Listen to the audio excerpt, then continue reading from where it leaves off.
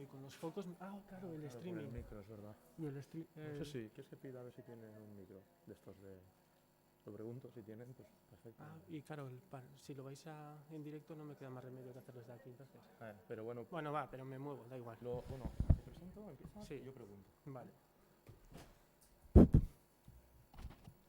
Bueno. Hola. Bueno, buenos días. Bienvenidos. Bueno, casi bienvenidas, ¿no? Desde luego.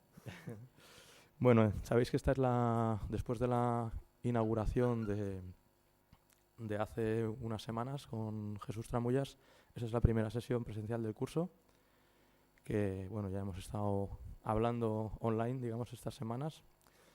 Y nada, hoy vamos a tener a Jorge Campanillas, que nos va a hablar de propiedad intelectual, de copyright, copyleft, bueno, un poco repaso amplio, él ahora os contará mejor.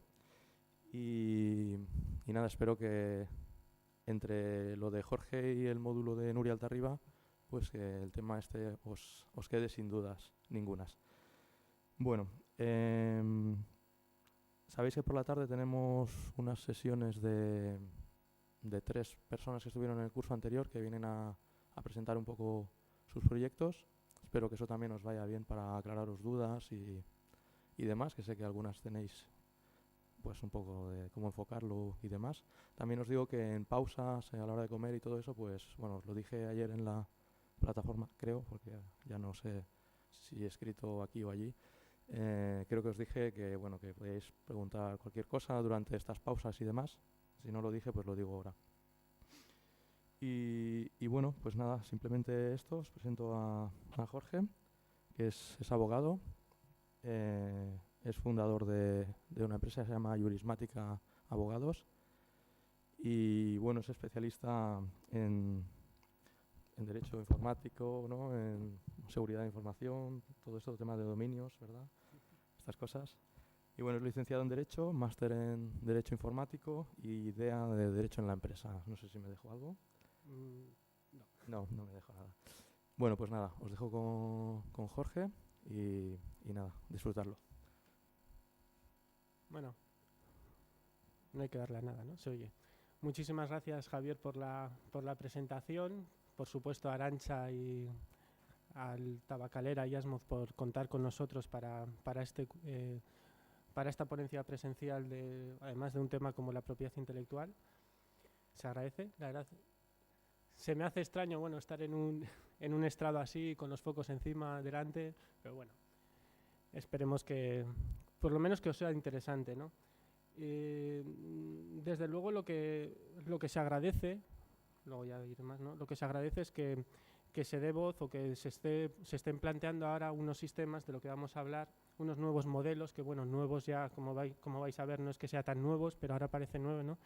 Que se esté hablando del copyleft. Yo me acuerdo que cuando empezamos con esto, en el año 2004, 2005, cuando hablabas de temas de copyleft, no se entendía y tampoco se veía como algo transgresor, como algo que no servía, realmente, ¿no? Que no servía. Y pasado unos 5 años te das cuenta que ahora son las instituciones, que son los cursos, que son las instituciones culturales, la administración pública, la que demanda este tipo de formación, ¿no? Preguntar por el copyleft, preguntar por cómo compartir los contenidos, cómo ponerlos a disposición de los usuarios, que en el fondo es lo que interesa, ¿no? En el fondo es que la cultura, en este caso, se pueda expandir, pueda llegar a más gente, ¿no? Con lo cual, algo que parecía antes transgresor, como veremos que no es nada transgresor, es jugar con las normas de la normativa de propiedad intelectual, es cogerte la ley de propiedad intelectual y jugar con ella, es decir, de aquello de se autoriza, pues veremos que de por sí autoricemos, ¿no? O sea, que no es nada transgresor, es seguir la normativa de propiedad intelectual, pero no tan a rajatabla como eran en sistemas anteriores, tanto de copyright, y no está nada permitido, a que el autor vaya permitiendo ciertos usos de las obras y sea el autor el que, como veremos, sea el autor el que ahora pueda gestionar su propia obra, ¿no? Luego repetiré que también no tenemos que caer muchas veces en la tentación de que, como se nos está haciendo como se nos está haciendo escuchar en muchos mensajes que se hablan de las entidades de gestión, ¿no?, sobre los autores. No es verdad, es un negocio de titulares de los derechos. Hay que diferenciar, y lo vamos a intentar diferenciar durante esta jornada, quiénes son los titulares de los derechos y quiénes son los autores. Y cómo con los sistemas de copyleft es el autor el que empieza a tener otra vez el poder sobre su obra, ese poder que, pues, digamos, con la irrupción de las nuevas tecnologías, anteriormente pues había en cierta forma perdido, porque eran los titulares los derechos, las editoriales, las multinacionales, las entidades de gestión, las que comercializaban o las que ponían a disposición de los usuarios las obras. Y ahora vemos que con los sistemas de copyleft es el autor el que vuelve a tener otra vez importancia y el que vuelve a decidir qué se haga con su obra, ¿no? Los objetivos de la jornada pues es afianzar también los conocimientos de la propiedad intelectual, ver los diferentes sistemas del copyleft y una visión práctica, ¿no? Sí que voy a intentar, aunque ya tenéis un módulo de propiedad intelectual, no voy a poder empezar a hablar del copyleft si no afianzamos qué es la propiedad intelectual, ¿no? Si no afianzamos esos contenidos, si no afianzamos y sabemos lo que son los derechos morales y lo que son los derechos patrimoniales, porque luego el tema del copyleft, las licencias Creative Commons, se van a entender de una forma muy sencilla, ¿no? Con lo cual, en la primera parte pues voy a hablar un poco de por qué hemos llegado a esta situación, qué es lo que se está escuchando. También estamos escuchando que las licencias Creative Commons no tienen validez en España, que no sirven para nada, y vamos a demostrar cómo ya hay sentencias que hablan del sistema Creative Commons, del sistema copyleft, y que le dan respaldo, y cómo hay abogados que han armonizado ese tipo de licencias al ordenamiento. Bueno, sí, eso luego ya lo utilizo. Vale, gracias. Con lo cual, eso, en la primera parte vamos a ver pues un poco lo que es la introducción a la normativa de propiedad intelectual, las historias urbanas, casos actuales. Desde luego, en estos últimos trimestres, y yo diría en este último mes y medio, si escucháis la radio, es que todos los días están con demandas en temas de propiedad intelectual. El primero fue Televisión Española contra Telecinco por el España Pregunta, Belén Responde, porque dicen que es una copia de un programa, el de Tengo una pregunta para usted, y entonces que está vulnerando la propiedad intelectual de un programa. Luego veremos si los formatos se pueden proteger o no se pueden proteger. El otro día también, hace 2 semanas, había una demanda de la SER a la COPE por un formato radiofónico, por temas de propiedad intelectual. Es decir, prácticamente parece que nos estamos volviendo locos y todo está cayendo dentro de la normativa de propiedad intelectual, ¿no? Pues veremos que nos afecta y que nos está afectando día a día. Y luego ya, tampoco de forma profunda, pero sí que quiero creo que es más interesante, y creo que de por sí es de hecho, pues eso, digamos que obligatorio, pues dar ciertas pinceladas de la normativa de propiedad intelectual para que se entienda mejor, ¿no? Como digo, pues hablaremos de la autoría, de quién se considera el autor, quién es el autor de las obras, cuáles son las obras, qué es lo que protege la propiedad intelectual. Como digo, pues ahora se está discutiendo eso, los formatos radiofónicos, ¿son protegibles? ¿Deben ser protegibles? ¿Todo debe recaer en la propiedad intelectual? Los medios de comunicación, las notas de prensa. Antes estábamos hablando, por ejemplo, con Javier de Twitter, de 140 caracteres, de todo lo que se publica. ¿Todo debe recaer sobre la normativa de propiedad intelectual? ¿Todo debe ser susceptible de protección? ¿O también hay otros derechos que quizá más fundamentales y nos estamos olvidando de ellos, como la libertad de información, la libertad de expresión?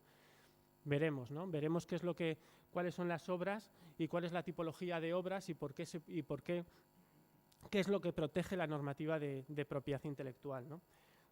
Lo más importante, veremos los derechos morales y los patrimoniales, en lo que se basa prácticamente tanto el copyright como el copyleft. Los derechos morales, como veremos, son derechos que son irrenunciables del autor. Y en los derechos patrimoniales, que es lo que juega todo el tema de Creative Commons, es donde el autor va a poder autorizar ciertos usos, ciertas copias, ciertas transformaciones de su obra.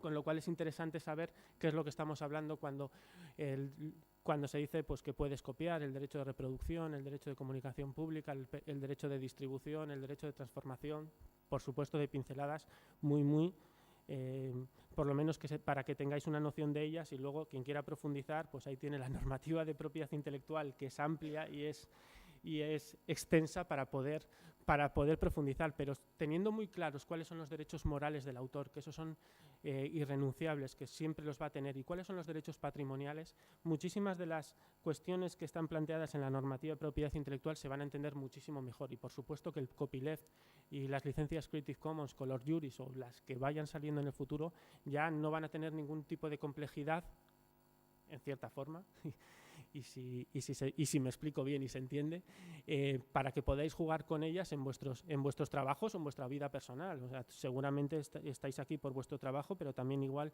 personalmente tenéis un blog, un wiki, un foro, sois autores de libros, sois autores de música, sois autores de cualquier otro tipo y podéis implantar cualquier de estas licencias, ¿no? Y luego veremos las excepciones a la normativa. Cada vez estas excepciones a la normativa de propiedad intelectual, cada vez que hay una modificación de la normativa, se van recortando y veremos todavía qué opciones nos deja la normativa para escaparnos de lo que es la propiedad intelectual. Hablaremos muy por encima pues, del derecho de cita, realmente es donde se queda amparado el derecho de cita, hasta dónde llega el derecho de cita. En temas pues, también de instituciones culturales, algún tipo de excepción que podamos encontrar, ¿no? Pero prácticamente es eso. Y luego ya la segunda parte sí que hablaremos ya más del copyleft, a partir de las 11, espero, 11 y media, tema del copyleft, cuál es su significado, cuál es la historia del copyleft, la jurisprudencia, que bueno, todavía no es extensa porque digamos que es algo nuevo, relativamente nuevo, pero va habiendo jurisprudencia, va habiendo jueces, incluso ya de audiencias provinciales, con lo cual no son ya juzgados de primera instancia, sino que empiezan a tener su importancia, que nos van dando respuesta y los jueces van entendiendo lo que es el copyleft y nos van diciendo que es correcto, que sí, que hay otro sistema de gestión de derechos y que es totalmente válido en nuestro ordenamiento, ¿no? Iremos viendo, hablaremos de las sentencias, la primera, como era el caso de la Dínamo, veremos también una sentencia a un instituto, pues Instituto Cervantes en este caso, porque había plagiado una obra con una licencia Creative Commons de reconocimiento. Pues veremos que hay jurisprudencia y que no tenemos que tener miedo a la utilización de este nuevo sistema, ¿no? Y luego veremos pues modelos de licencias que os podéis encontrar, como la que estoy hablando, Creative Commons, que es más anglosajona, pero que está armonizada a la normativa española y que en ese caso pues está respaldada aquí por la Universidad de Barcelona y por Ignasi Labastida, pero que la podemos encontrar incluso traducida al euskera, a los diferentes idiomas oficiales, ¿no? Y, por supuesto, la intención es dinamizarlo, la intención es que preguntéis, la intención es que sea un debate, ¿no? Porque yo tampoco tengo las respuestas, no tenemos las respuestas a todo. Y además, como luego voy a decir, estamos en una época de cambios, todo esto todavía vemos y lo vamos a ver, va a cambiar, con lo cual siempre estoy diciendo últimamente lo mismo, ¿no? Pero quizá lo que yo os explique hoy, dentro de 2 o 3 meses, el Parlamento me lo echa abajo. Es lo que es, ¿no? O sea, los lobbies también están actuando de forma muy fuerte, hay diferentes versiones, por eso estamos aquí entre copyright y copyleft, con lo cual no es una materia que está viva, que está en evolución, y mientras las nuevas tecnologías no paren, que no tienen, que por lo que parece no van a parar, pues seguirán planteándonos retos y nuevas dudas que en este caso quizás los juristas o también los técnicos nos darán las respuestas, ¿no? La gente se sorprende, pero es verdad, todo esto viene de los técnicos, es decir, del mundo del software libre. Luego lo veremos también con más profundidad, es decir, de los años 70. Esto es algo que parece que viene de los juristas, pues no, viene de los técnicos, cuando se dieron cuenta que para el desarrollo de la sociedad de la información, si no se permitía la copia del software, el que pudieras utilizar software de otros, que pudieras utilizar líneas de códigos, no se iba a poder hacer prácticamente nada, porque todos los desarrollos serían de cero. Si no se podrían utilizar 4 libertades, que son las que se plantean todos, de copia, de que luego vaya a revertir en la propia comunidad, la sociedad de la información no iba a crecer tanto como la estamos conociendo ahora, ¿no? Cuando desde ciertas lobbies se dice que bueno, que eso del copyleft, de la software libre, que está muy bien, pero que no sirve para nada, nosotros le recordamos que Internet funciona gracias al software libre, es decir, el 90% de los servidores que hay en el mundo están basados en un programa que se llama Apache, que es software libre, con lo cual eso de que no sirve para nada, pues tendrían que pensar en esas instituciones dónde tienen sus servidores y bajo qué programas corren, para darse cuenta pues que quizás sí que es verdad que el software libre, y en ese caso el copyleft y toda esa ideología tras este tipo de normativa funciona y hace que la sociedad se pueda desarrollar, ¿no? Y como digo, yo estoy abierto a que me estéis preguntando en cada momento. O sea, en el momento dado que tengáis algún tipo de dudas, no dudéis en levantar la mano y en intentaré en ese caso resolverlas o por lo menos dar las herramientas para poder resolverlas, ¿no?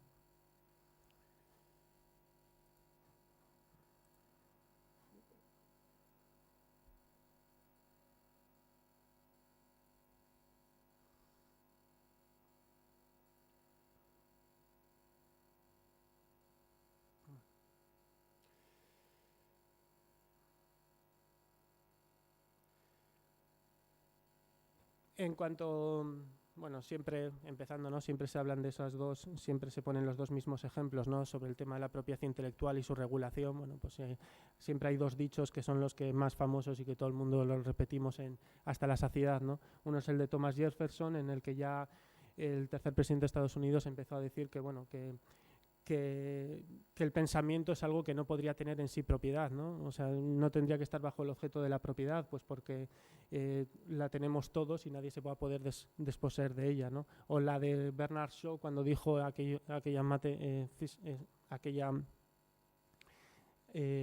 idea de que si tú tienes una manzana y yo tengo una manzana, intercambiamos manzanas, entonces tanto tú como yo seguimos teniendo una manzana, pero si tú tienes una idea y yo tengo una idea, intercambiamos ideas, entonces ambos tenemos dos ideas, ¿no? Que siempre se pone este párrafo como el paradigma de la dificultad de la protección de la propiedad intelectual y de la dificultad de la protección de los pensamientos, de las ideas y de la cultura en general, ¿no? Porque algo que es, y lo vamos a ver y se está viendo ahora con el libro electrónico, antes yo te dejaba el libro y solo lo tenía uno de los dos, ahora con los sistemas actuales, si yo tengo una copia digital, a no ser que tengan DRM, si podremos hablar de esos sistemas anticopia, prácticamente la copia ya no tiene valor, de hecho es igual que el original y se la podemos dar prácticamente a todo el mundo, ¿no? Se lo puedes hacer. Con lo cual sí que empieza a ser susceptible de pensarnos o desde luego de meditar otra vez todo el tema de la normativa de propiedad intelectual.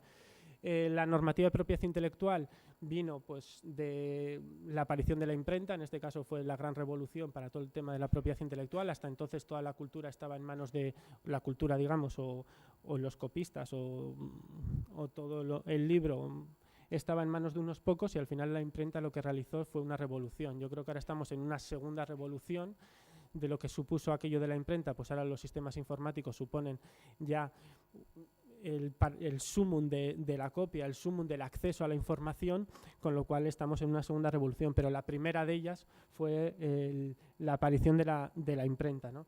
Surgió una normativa pues, que intentaban establecer privilegios para los creadores, para que los autores pudiesen vivir de las obras que realizaban. Se empezaron a dar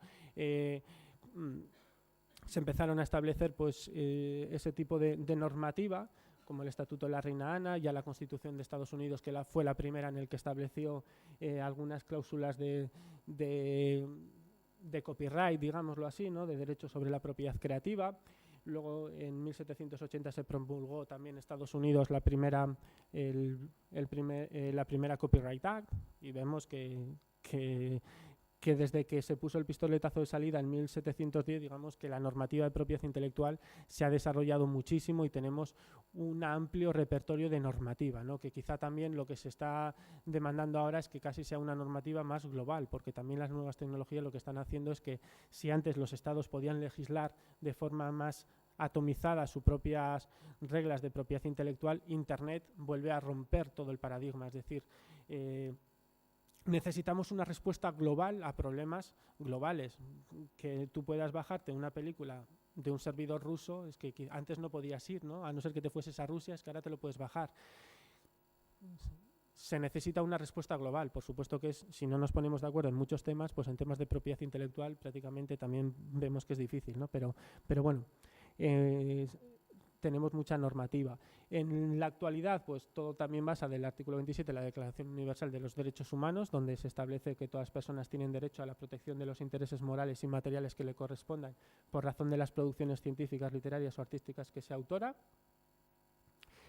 Y como digo, estamos en una época de cambios, ¿no? El mundo digital supone... ¿Se me escucha bien si aparte del micrófono? Vale. El mundo digital supone un cambio en la mentalidad y la paradigma de la propiedad intelectual, es lo que estoy comentando en todo momento. O sea, la facilidad de copia, la facilidad de descarga, la facilidad de acceso hace que lo que antes se pudiese proteger porque era difícil el acceso quizá al material, bueno, difícil, ibas a la tienda y lo comprabas o ibas a la biblioteca, en este caso, y accedías. Es que ahora el mundo digital, como digo, cambia. ¿Y por qué no acceder? ¿Y por qué no poner a disposición de los usuarios esa cultura, ¿no? O esos bienes culturales? Digo que estamos en una época de cambios porque también se nos ha informado ya hace tiempo, pero yo creo que ya no va a producirse. Pero bueno, una modificación de la ley de propiedad intelectual, que veremos para dónde va. Seguro que habéis estado escuchando, o por lo menos si habéis andado por internet y por la red, todo el revuelo de la ley SINDE, de la ley de la economía sostenible, que justo ayer también se formó otro revuelo en la red, pues porque creo, si no lo estoy diciendo mal, pues el gobierno quería establecer que el procedimiento de aprobación fuese un poco más laxo y sin pasar por el pleno del Parlamento, y se ha formado aquí un pequeño revuelo. Pero bueno, en la ley de economía sostenible se estableció una disposición adicional segunda que afecta mucho a todo el tema de la propiedad intelectual. De hecho, quiere o supuestamente intenta proteger lo mismo la propiedad intelectual que otros derechos fundamentales, pues como el derecho a la vida, a la salud, a los menores, a la protección de los menores. Algo que de por sí la Constitución no lo ha hecho y los derechos fundamentales son los que son, ¿por qué igualarlos, no? Veremos, pues porque al final hay intereses, sobre todo comerciales, para que eso sea así, ¿no? Y una protección superior, o intentan desde luego atribuir a un órgano de naturaleza administrativa la protección de la propiedad intelectual. Bueno, como veremos, procesalmente se están intentando buscar, procesalmente y legislativamente, buscar soluciones que, si me permitís mi opinión, poco acertadas, o desde luego en contra del propio conocimiento jurídico, ¿no? Se están intentando establecer soluciones, pues, para todo el tema de la piratería, del no copia, pero de una forma, pues eso, que a veces no, raya lo inconstitucional, ¿no? Pues bueno, no sé si habéis escuchado, que sepáis que eso hay, que también nos puede afectar y puede cambiar un poco el paradigma de la normativa de protección de la propiedad intelectual, sobre todo en cuanto a su protección. Tampoco me quería extender mucho, pero uno de los dos problemas es que, claro, si nosotros tenemos un foro, un blog, una web, y hay algo que pueda recaer propiedad intelectual, lo que se intenta a través de un órgano administrativo es que se cierre ese foro, que se cierre ese blog, que se cierre esa web, claro. Pero es que eso puede poner en peligro, como digo, otros derechos que son fundamentales, como la libertad de expresión, la libertad de información, porque presuntamente alguien haya vulnerado la propiedad intelectual, ¿no? Personalmente, y a juicio de, pues ahí tenéis, por ejemplo, en derecho en red, se han hecho informes y hemos hecho informes también de ese aspecto, pues no es correcto ese tipo de protección, pero bueno, te das cuenta que el lobby, o en este caso las instituciones culturales, o yo diría más bien el derecho al entretenimiento, está intentando proteger de la forma más fuerte posible pues lo que es todavía su negocio, ¿no? Pero sí que afecta a otros aspectos y a otros derechos fundamentales que hay que tener mucho en cuenta. También estamos en la época de cambios, pues porque apareció, seguramente también habréis escuchado en las noticias, todo el tema sobre el canon, la compensación equitativa a los autores por lo que dejan de ganar por las copias privadas que hacemos de los CDs, de los DVDs.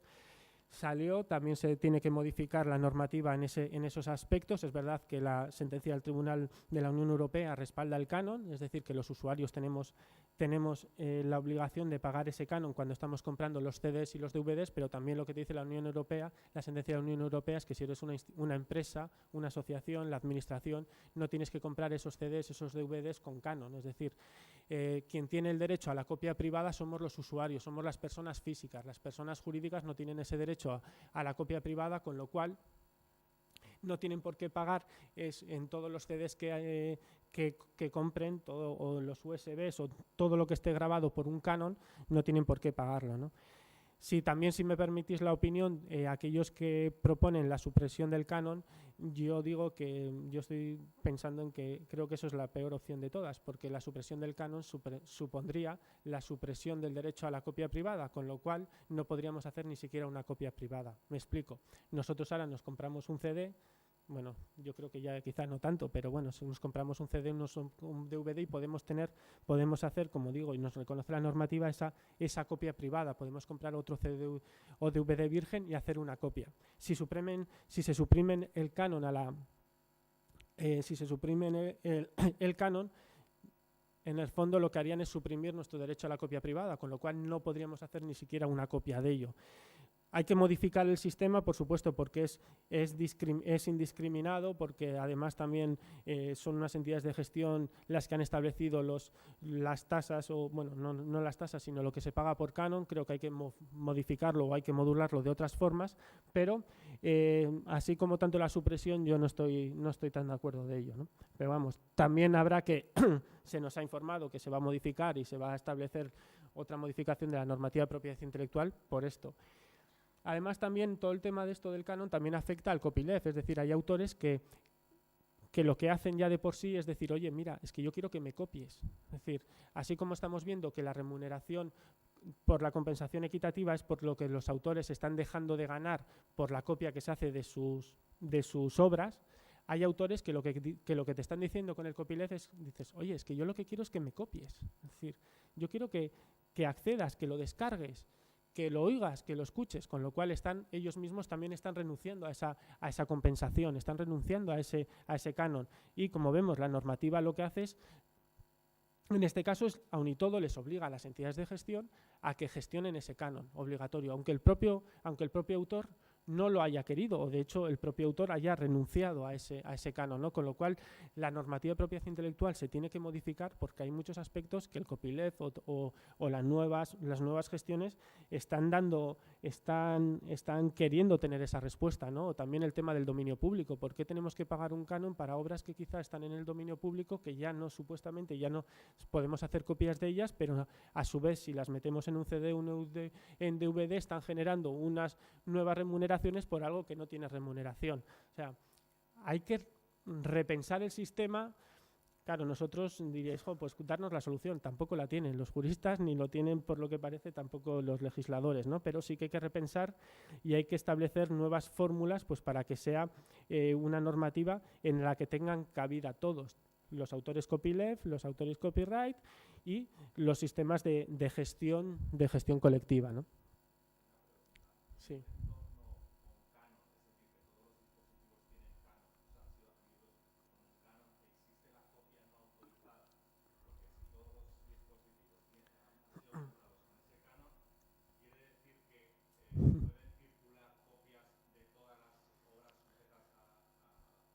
El problema es, me entiendo que vas por el tema de las descargas al final también, ¿no? Es decir, supuestamente sí y no. Es decir, tú lo que te permite es que tú te puedes hacer una copia de algo adquirido legalmente. Es decir, si tú te coges un CD, lo compras, un DVD, se lo compras, sí que puedes hacer una copia privada de ello.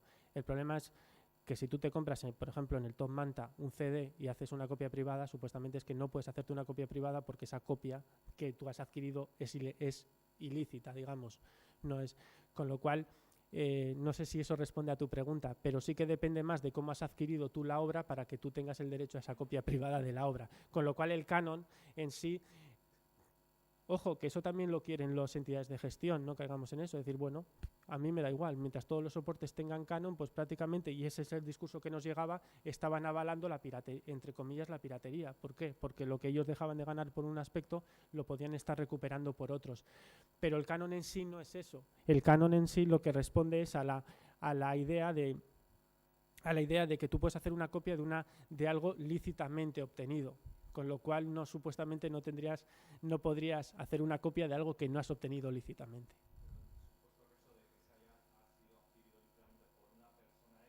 Uh-huh. Uh-huh. Sí. Uh-huh. Sí.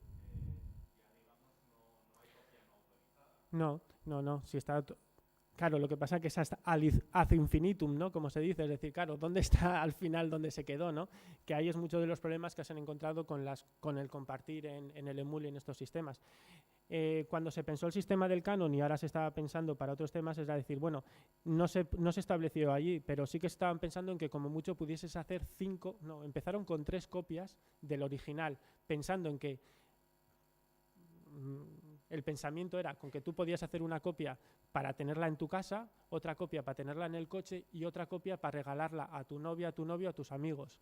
Luego dijeron, ¿por qué 3 y no 5? Y claro, dijeron, ¿y por qué no 10 si tengo 10 casas? ¿O por qué no 20 si tengo no sé cuántos? ¿O si no 30 porque tengo mis amigos? Entonces no establecieron ahí y dijeron que bueno, que se permite la copia privada para aquellas obras que sean, por supuesto, adquiridas lícitamente, y se establece un canon para todos los soportes que puedan ser susceptibles de obtener copia privada para que los autores, por eso que dejan de ganar por esa copia que se hace, se puedan tener acceso. Claro, ahora antes estaba más o menos, pues podía quedar más o menos claro y pasando con CDs, DVDs, pero claro, es que ahora con el sistema online en el que ya no necesitas ni siquiera el soporte, sino que con tener un acceso a internet mandas las copias, el sistema cae. Por eso ahora se está discutiendo tanto si poner un canon a la DSL, si no poner un canon a la DSL o a los accesos o cómo al final que revierta otra vez esa compensación equitativa a los autores por lo que dejan de percibir.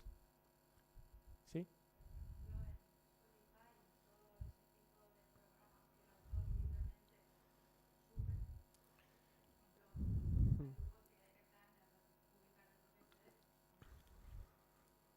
Sí.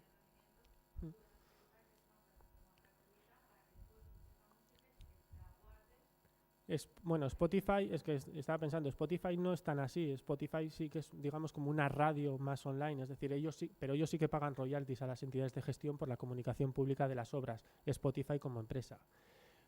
Por supuesto, hay nuevos modelos de negocio que están demostrando que es posible, digamos, porque también aquí viene uno de que, claro, que con la copia pues los autores están perdiendo, la música está perdiendo, no se vende, no sé tal, pero están surgiendo nuevos modelos de negocio, como en este caso Spotify, que están diciendo que, bueno, que puede ser sostenible.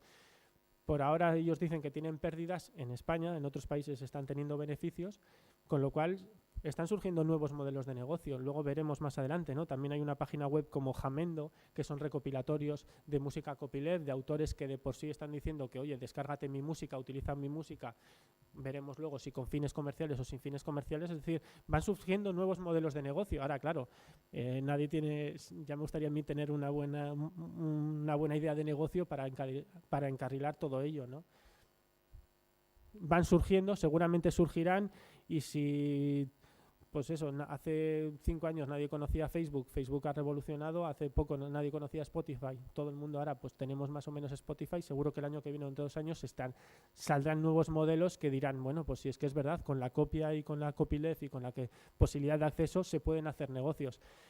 Claro, también la discusión muchas veces es que no son tan millonarios, entre comillas, pues con lo que estaban acostumbrados a ganar las multinacionales, pero eso no quiere decir que tengan pérdidas, sino que los beneficios son inferiores.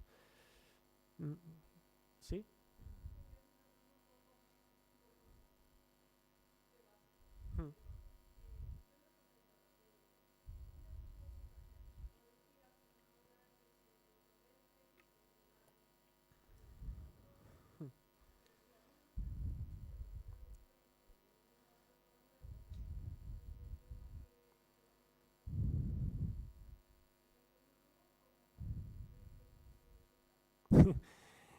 Claro, es que luego vamos a ver, ¿no? Si, es que luego la respuesta es, bueno, pero es que tú podrías tener acceso a eso. Que claro, es que técnicamente puedes tenerlo y lo tienes. ¿Y la normativa te permite eso? ¿No permite eso? Veremos que sí, que en algunos aspectos sí, que luego...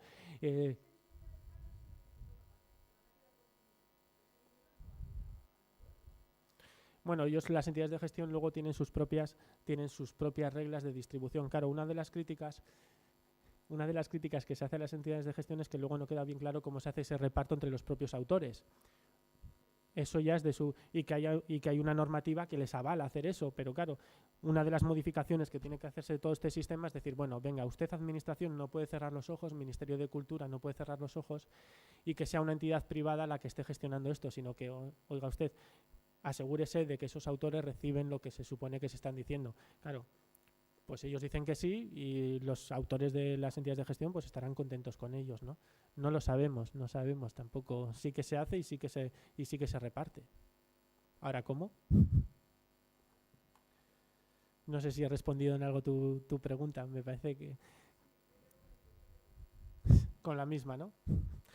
Al final, hombre, sí que ellos te dicen, ¿no?, que se hacen los repartos, y lo que pasa que tampoco está muy claro, y hay abogados que han intentado en juicios que se establezcan, que les den cómo se hacen ese tipo de repartos, y las respuestas nunca han sido del todo satisfactorias, ¿no? Me hacía gracia un autor que se quejaba una vez de que le habían dicho desde una entidad de gestión, oiga usted, mire, tiene derecho por sus derechos de autor de un pentagrama de no sé qué a 0,01 céntimo, o sea, 0,01 euro. Por supuesto no se lo vamos a mandar por ningún sitio. Si en algún momento se pasa por Madrid, que sepa usted que puede recoger ese céntimo. Mire, esa carta que me acaba de enviar creo que vale más de lo que ustedes me están pidiendo, ¿no? Pero bueno, en fin, se supone, y ellos tienen la obligación legal de hacer ese reparto entre los autores. Luego no nos podremos extender más, pero con todo el tema que se está hablando, y quizás vosotros lo habéis visto, con las obras huérfanas, que son aquellas obras que no tienen autor conocido, titular de los derechos conocidos, y las entidades de gestión lo que están diciendo, bueno, pues las instituciones culturales en ese caso, que nos paguen por los derechos por si acaso aparece el autor, y si en su día aparece, pues se les remunera, ya, y la pregunta es, ¿y si no aparece ese dinero? Bueno, pues va para una gestión colectiva, pues para que la sociedad y los autores puedan ir defendiéndose, ¿no? Bueno, pues son sistemas que yo creo que al final pues habrá que modificarlos porque son incongruentes, en mi opinión. Y luego, bueno, pues sobre todo también el tema de la propiedad intelectual pues afecta por eso mismo, porque seguro que desde vuestras instituciones culturales o desde vuestros puestos de trabajo utilizáis o vais a utilizar sistemas como Facebook, como YouTube, como la Wikipedia, como foros, como blogs, y en todos ellos afecta, como estamos viendo, la normativa de propiedad intelectual, ¿no? O sea, va a afectar seguro. Como digo también, bueno, ¿alguien me puede decir por qué he puesto esta foto?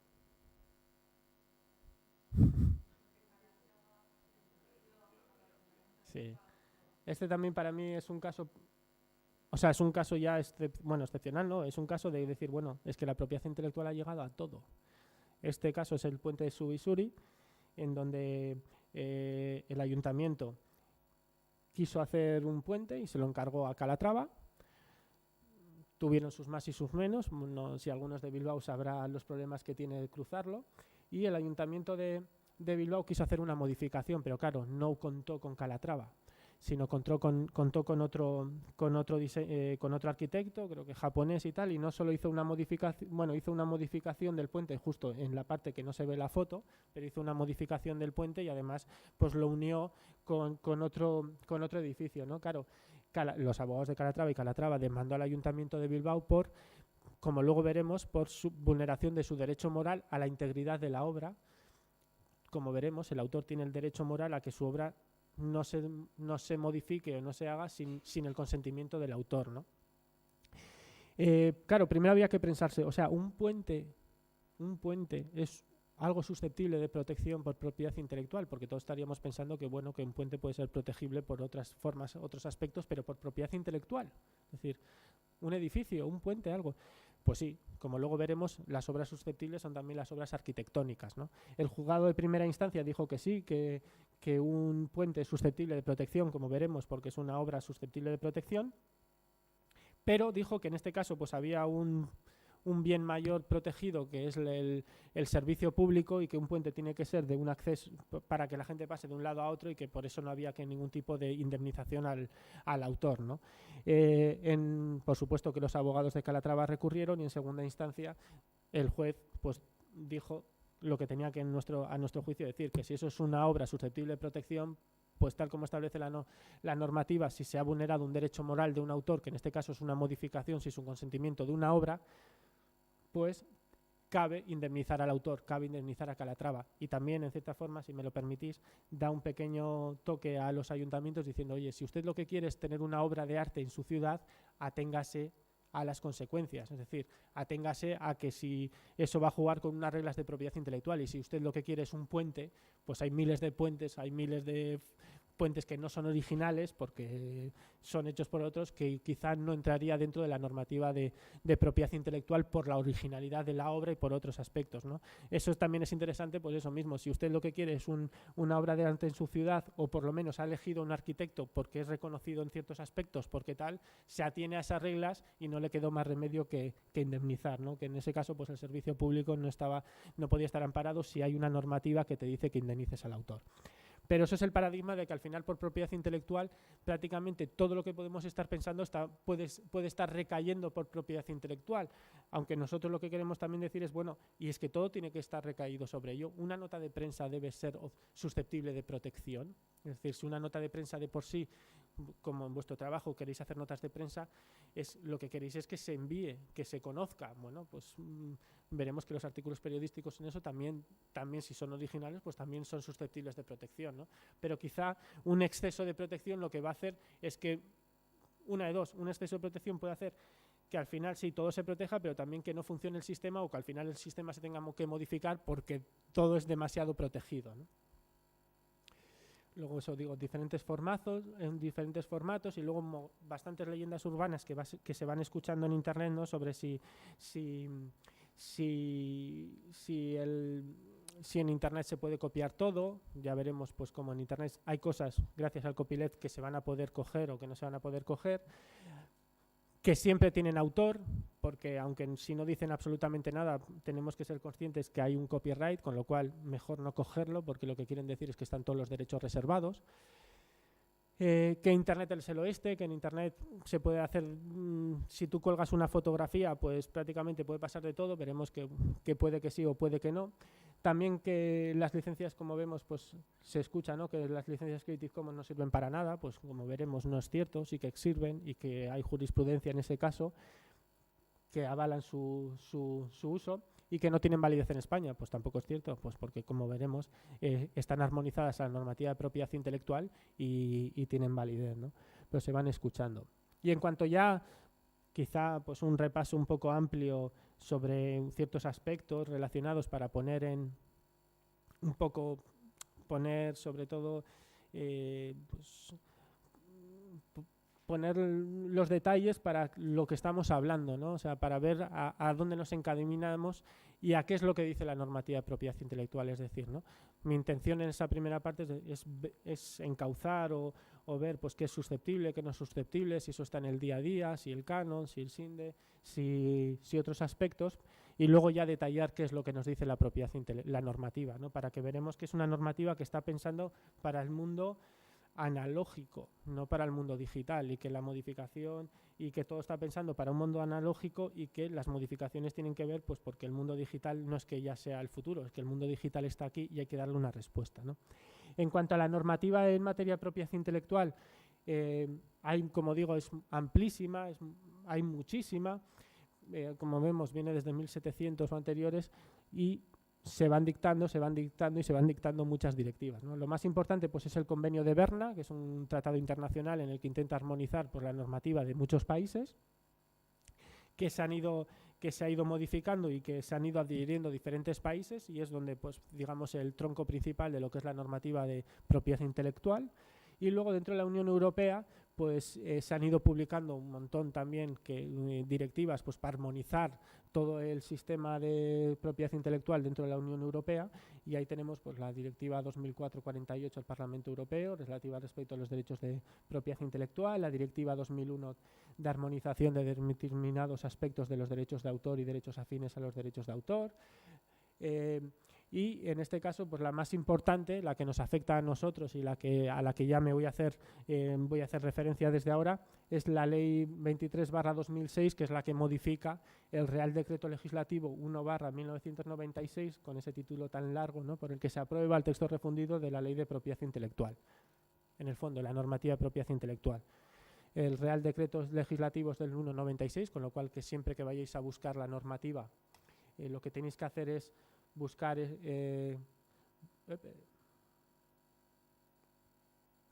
Real Decreto Legislativo, pero observando que las modificaciones hagan referencia a la Ley 23/2006. Mientras, como diga, no se nos presente otra modificación o no se haga definitivamente una ley de propiedad intelectual, ¿no? Pero bueno, por de pronto la que tenemos y la de base que hay que tener en cuenta es esta. En cuanto a ya entrando a la normativa de propiedad intelectual, sobre todo lo más importante es saber quién es el autor de una obra, ¿no? ¿Qué es lo que se considera el autor?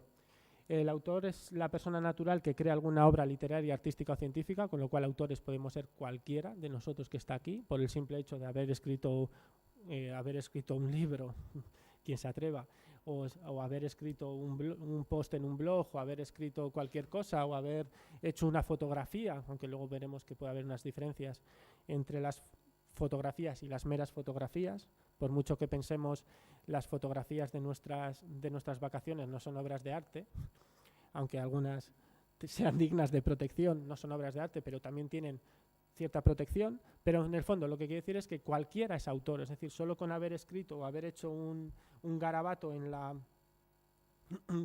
una servilleta o un graffiti, somos autores. Y puede estar jugando la normativa de propiedad intelectual, ¿no? También pongo como ejemplo un caso paradigmático para luego los derechos morales, ¿no? Un grafitero, pues que había hecho, por supuesto, un mural en una pared y vino el ayuntamiento y lo derribó. Bien, vulneración del derecho moral del autor a la integridad de la obra, volvemos a lo mismo. Indemnización al grafitero porque el ayuntamiento había tirado su grafiti. ¿Es susceptible de protección? Bueno, pues según la normativa, si es una obra artística que lo es, con cierta originalidad, que lo puede ser, es susceptible de protección. No sé cuántos sois de Donosti, pero últimamente, después desde el Festival de San Sebastián, se armó un revuelo con un supuesto Banksy aparecido en un muro creo que era de la parte vieja, ¿no? Sobre ese tipo de grafiti. Además, Banksy, muy conocido ya, es uno de los grafiteros, bueno, del arte moderno más reconocido. Además, también Banksy es prototipo de autor con seudónimo, porque nadie conoce quién está tras Banksy, sino que es, bueno, sí, su abogado lo conoce, pero nadie sabe quién es el autor, y apareció supuestamente un supuesto Banksy. Y además de que, bueno, se armó ese pequeño bronca si el ayuntamiento tenía que borrar o no tenía que borrar ese graffiti o esa obra de arte. Bueno, también era comprobar si realmente él es el autor o no es el autor, ¿no? Pero bueno, cualquiera, con lo que quiero decir es que cualquiera somos autores, con lo cual cualquiera luego vamos a poder decidir si nuestra obra vamos a permitir utilizar licencias Creative Commons o si queremos que sea un copyright restrictivo, ¿no? Por lo menos tenemos que ser conscientes que quién es el autor. Ojo, luego veremos que también cogen mucha importancia en los titulares de los derechos. Pero, por de pronto, hay que tener bien claro quién es el autor. Y luego, si las personas jurídicas, en este caso las empresas, las instituciones, pueden ser autores. En cierta forma, pues hay en algunos casos que sí que pueden ser considerados como autor una persona jurídica en los programas de ordenador. Es decir, pues una empresa desarrolla un software, al final, ¿quién es el autor? Pues es la empresa que está desarrollando el software, ¿no? Y siempre hay una presunción de autoría. Se presume autor a quien firma la obra mediante su nombre, firma o signo. Aunque siempre me equivoco. Ana Rosa Quintana.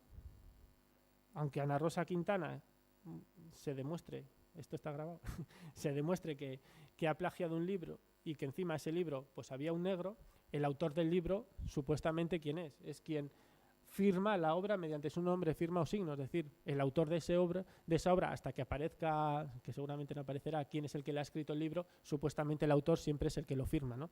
Con lo cual, si hay un graffiti y está firmado, pues es del que está firmado, o si hay cualquier tipo de cuadro, pues es el que lo firma. Otra cosa es que hayan tenido, en el mal llamado argot, un negro, o por lo menos becarios que estén desarrollando, quien firma es el que se va a considerar el autor.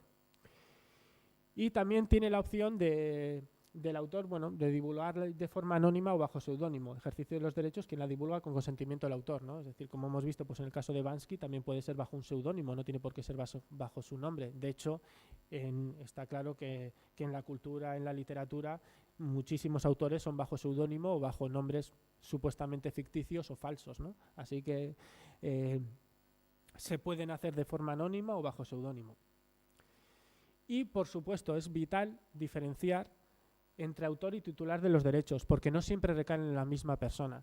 También se nos ha comentado muchas veces, o se ha hablado de las entidades de gestiones que protegemos a los autores, protegemos a los autores, protegemos a los autores, y no es cierto, porque muchas veces los autores han cedido en exclusiva su obra y los que tienen los derechos sobre la obra son los titulares de los derechos.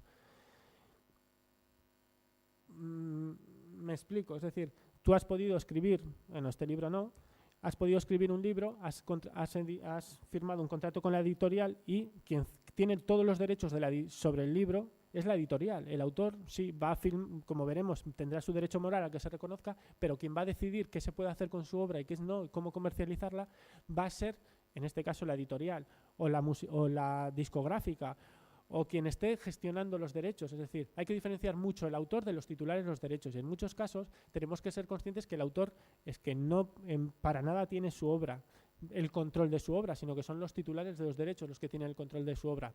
¿Qué es lo que pasa? Como veremos que con el tema del copyleft, el autor empieza otra vez a tener importancia. ¿Por qué? Porque el autor se va a poder otra vez autogestionar su propia obra. No va a hacer falta, en este caso, intermediarios, ni siquiera los abogados, ni siquiera las discográficas, ni siquiera las editoriales para gestionarse su propia obra. Él mismo, gracias a los sistemas informáticos, pues va a poder escribirla, va a poder editarla con un sistema de edición y va a poderla ponerla a publicar. Y va a volver a ser el autor el que, digamos, tenga el control de su obra. Pero en la actualidad, y lo que sucede realmente es que están los titulares los derechos, que no es el autor, sino que es quien gestiona, la empresa o la editorial, la discográfica, quien gestiona y la que va a decidir realmente quién es qué es lo que se puede hacer, qué es lo que se puede hacer con su obra, ¿no? Para que me entendáis lo que quiero decir, cuando por ejemplo, ¿no?, cuando se critica a la SGAE, porque la SGAE no sé qué, imaginaros un concierto benéfico, y voy a poner pues un autor muy conocido, y se arma jaleo, pues porque la entidad de gestión va a cobrar unos derechos para una obra, para un concierto que es benéfico. Y el autor siempre se respalda diciendo, no, si yo no he cobrado un duro. Por supuesto, tú has ido allí a cantar o has ido a interpretar lo que sea de forma gratuita, pero es que tú no gestionas, porque tú no eres el titular de los derechos de lo que tú estás ejecutando, lo que tú estás haciendo, sino que es la entidad de gestión o la discográfica, es decir, quien decide qué es lo que comercializa o quién no se comercializa con tu obra no eres tú, sino quien tienen tus derechos. Otra cosa es que tú como autor hayas podido decir en un momento dado a quien es el titular de tus derechos, de decirles, oye, no os paséis y a esto no les cobréis. Bien, pero sí que hay que diferenciar entre quién es el autor y quién son los titulares de los derechos. Y espero que con eso haya quedado claro y que cuando tengamos que utilizar cualquier tipo de obra para escanearla y subirla a internet, o porque queremos copiarla o porque queremos hacer cualquier transformación de la obra, tenemos que ser conscientes que eso mismo, que quizá quizá nos tengamos que poner en contacto, si bien pues porque igual viene quién es el autor con el autor, pero seguramente que con quien nos tendremos que poner en contacto sea con el titular de los derechos, con la editorial correspondiente o con la entidad de gestión correspondiente, para ver qué es lo que realmente podemos hacer o lo que no podemos hacer, ¿no? En muchos aspectos, quien nos va a dar la idea de quién es el que está gestionando sus derechos sea el propio autor, ¿no? Y en muchos aspectos va a chocar la propia decisión del autor de lo que quiere que se haga con lo que es titular de los derechos. Y ahí pues que tendrán que ponerse de acuerdo, por lo menos dilucidar qué es lo que se quiere hacer, ¿no? Y como digo, pues al final la tecnología hace posible que los autores no necesiten, como antes, personas que distribuyan, reproduzcan y, en definitiva, que gestionen los derechos. Gracias a Internet, como digo, hoy en día puedes escribir ese libro y subirlo a la red y no necesitar una editorial, no necesitar una distribución, o si eres un disco o si tienes música, no necesitas lo que quizás necesitabas antes, sino con grabarla y subirla quizá al emule, pues ya no necesites tanto a esos intermediarios, ¿no? También es muy importante, porque lo veremos luego, pues también para temas Creative Commons, qué significa tal, ¿no? Diferenciar entre lo que pueden ser obras compuestas, obras en colaboración y obras colectivas. tampoco me quiero extender mucho en ello, ¿no? Una obra compuesta es una obra nueva que incorpora otra preexistente. Pues si yo, por ejemplo, una institución que tiene un vídeo y quiere hacer ese vídeo que tiene, pues quiere incluirle una música pues para hacer otro tipo de montaje, eso sería una obra compuesta y tienes que tener la autorización de la obra preexistente, pues de la música de que lo vas a montar o de la imagen que vas a montar para hacer esa obra compuesta, ¿no? Una obra en colaboración, cuando uno o más autores cooperan creativamente en la realización de una obra, o una obra en colaboración, digamos, pues podría ser diferentes autores que escriben un libro. Y una obra colectiva se crea por encargo o a iniciativa de un tercero, ¿no? Como digo, pues un programa de ordenador o una empresa que coge a diferentes freelance para hacer ningún tipo de desarrollo, y en ese caso pues podría ser una obra colectiva. En el fondo hay que ir diferenciando, hay que ir viendo qué es de lo que se está hablando y qué derechos en su caso pueden estar jugando o no pueden estar jugando. En cuanto a la normativa, ¿qué es lo que se protege? Como veis, pues la propiedad intelectual establece un conjunto de obras susceptibles de protección, desde las obras, pues eso, obras literarias, obras musicales, coreográficas, audiovisuales, plásticas, las fotografías, los proyectos de ingeniería y arquitectónicos, como vemos el puente de Calatrava, pues es digno de protección, los mapas, los gráficos, los programas de ordenador, las obras derivadas y, por supuesto, las colecciones y bases de datos, ¿no? Al final, prácticamente todo lo que sea susceptible de que sea creación artística, literaria o científica es susceptible de protección por propiedad intelectual. Y lo que es importante es que siempre se trate de una creación original. Por supuesto, el plagio no se protege, es decir, que tú cojas párrafos enteros de una obra y lo pongas en otra, pues eso no es susceptible de protección, tiene que ser algo original, ¿no? Y la creación debe ser expresada en un medio tangible o intangible. Ahí nos queda la duda de qué es intangible. Por eso también cuando la protección de la cultura que se explica, ¿no? En un museo, una habitación vacía es una obra de arte, es algo intangible, pues supuestamente es un soporte intangible, pues porque el autor ha querido desarrollar el vacío o lo que sea, también es susceptible de protección. Y dices, pues vaya tontería, si es una sala vacía, ¿no? Bueno, la creación debe estar expresada, como digo, en un medio soporte tangible o intangible. Y lo que es importante es que las meras ideas no se protegen. No es como en la propiedad industrial, que sí que en cierta forma se protege la idea, en la propiedad intelectual la idea no se protege. Me pongo un ejemplo, es decir, imaginaros que se protegiese la idea de las novelas policíacas. El primero que escribiese una novela policíaca tendría, como digamos, el monopolio de las obras policíacas y nadie más podría desarrollar una novela policíaca o cine negro o de cualquier otros aspectos, ¿no? Lo que importa es la originalidad de las obras. Es decir, tú puedes hacer una obra policíaca que al final puede tener siempre no el mismo contenido, pero sino la misma inspiración, pero uno les han dado un toque a otros, hay diferentes personajes, tal y cual, o la trama es diferente, con lo cual no se protege la idea, sino el desarrollo de la idea, la originalidad de la creación artística o literaria que hayas realizado, ¿no? Así que en muchos aspectos pues hay que ver que es importante ver eso, ¿no? Cuál es la originalidad dada. En el caso de, por ejemplo, del puente Calatrava, pues porque Calatrava da cierta forma a ese tipo da ese aspecto a esas construcciones, ¿no? Porque si no es un puente, pues eso son dos pilares y ya está. Eso no tiene por qué ser una obra original. Es decir, es lo importante para detectar cuando se considera algo digno de protección, la originalidad y la originalidad de la obra y no tanto la idea de la obra.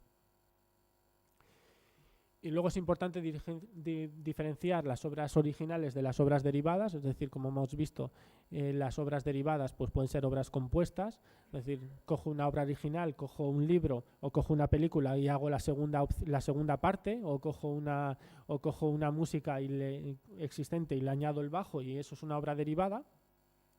Y hay que ser muy consciente que debemos estar autorizados por el autor de la obra preexistente y tener el derecho de transformación. Claro, Creative Commons, copyleft también nació por eso mismo, es decir, jolín, todo lo que hay en Internet yo no puedo utilizarlo. ¿Y cómo puedo saber si puedo utilizarlo o no puedo utilizarlo? Tengo que llamar cada vez que que he visto algo, tengo que ponerme en contacto con el autor. ¿Cómo me pongo en contacto con el autor? ¿O cómo me pongo en contacto con el titular de los derechos? Si cada vez que quiero utilizar algo para hacer, por ejemplo, esa obra derivada, para poner música no sé dónde, para poner el audio tal, tengo que estar llamando en cada momento.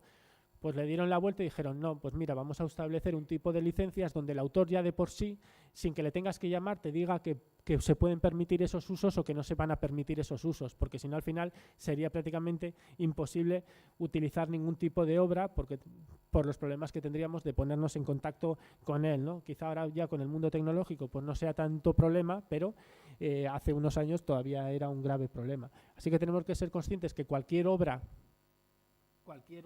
susceptible de protección que queramos coger o que queramos utilizar para hacer una obra derivada, pues para hacer eso, un montaje, para hacer una segunda versión, tenemos que ser conscientes que tenemos que tener la autorización del autor y ese derecho de transformación de la obra. Claro, como repito, con los sistemas licencias tipo Creative Commons o licencias libres es más sencillo porque solo con leer la licencia, el contrato, vamos a ver que el autor nos está permitiendo eso y no nos tenemos que poner más en contacto con él, sino con saber que la licencia nos permite eso no vamos a tener ningún problema, ¿no?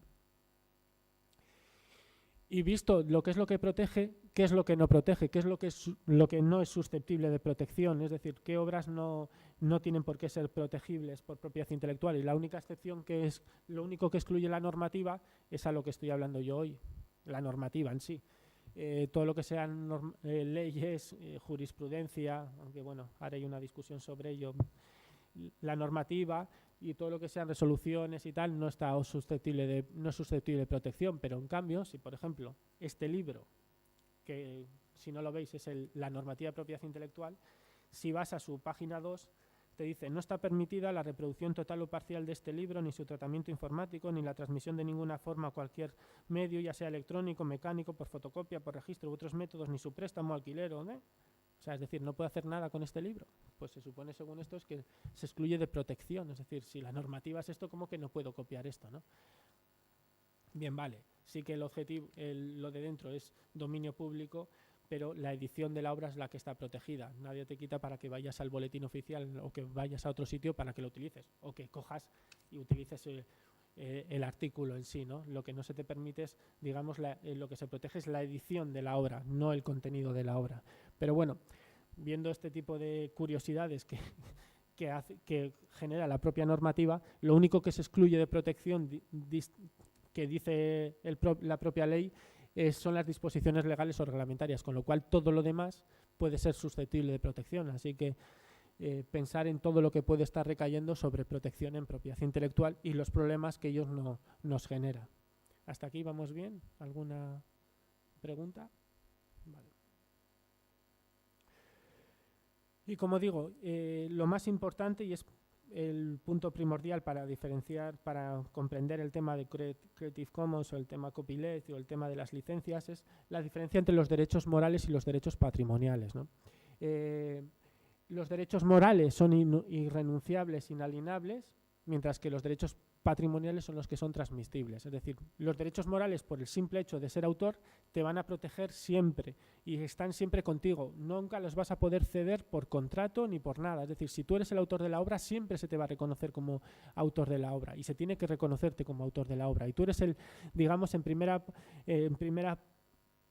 persona que va a decidir sobre la obra. Y eso nunca, ya digo, ni por contrato, ni por licencia, ni por nada, se va a poder ceder. Por mucho que tengas un contrato, que te hayan podido decir un contrato, oye, que la autoría no es tuya, pues es que tú eres el autor. O sea, y no puedes renunciar a ello. Otra cosa que luego, bueno, pues como hemos visto pues en casos de seudónimo y tal, hay algún tipo de acuerdos privados, pero si en un momento dado el autor aparece y fehacientemente se comprueba que él es el autor, porque tiene el texto, lo tiene manuscrito y además una prueba caligráfica que dice que él es el autor, o las pintadas en la pared, pues él establece los bocetos, todo lo demás, él es el autor y la normativa le va a proteger esos derechos morales, ¿no?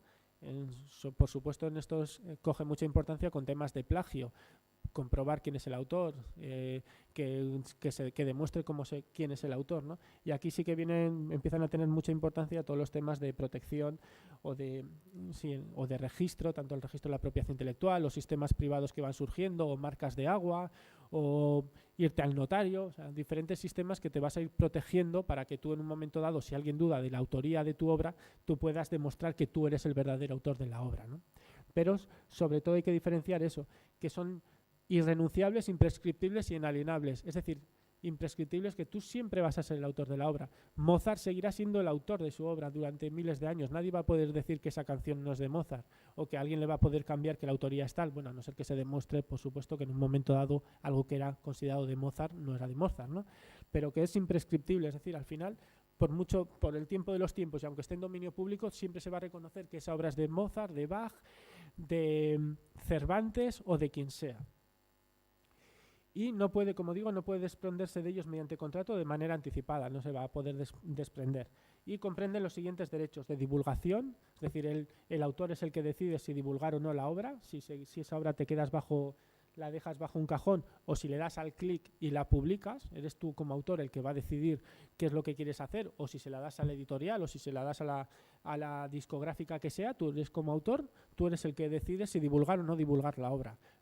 Esto puede tener luego sus pegas con el derecho de acceso a la cultura, como veremos, con el tema del dominio público, de que hay veces que ¿por qué no la sociedad va a tener acceso a legajos de premios Nobel porque en un momento dado haya dicho que no se divulguen, ¿no? Pero bueno, por de pronto el que decide quién es el que divulga la obra es el autor. Por supuesto, tienes el derecho a la autoría, que es lo que he estado comentando hasta este momento, o sea, a que se te reconozca a ti como autor.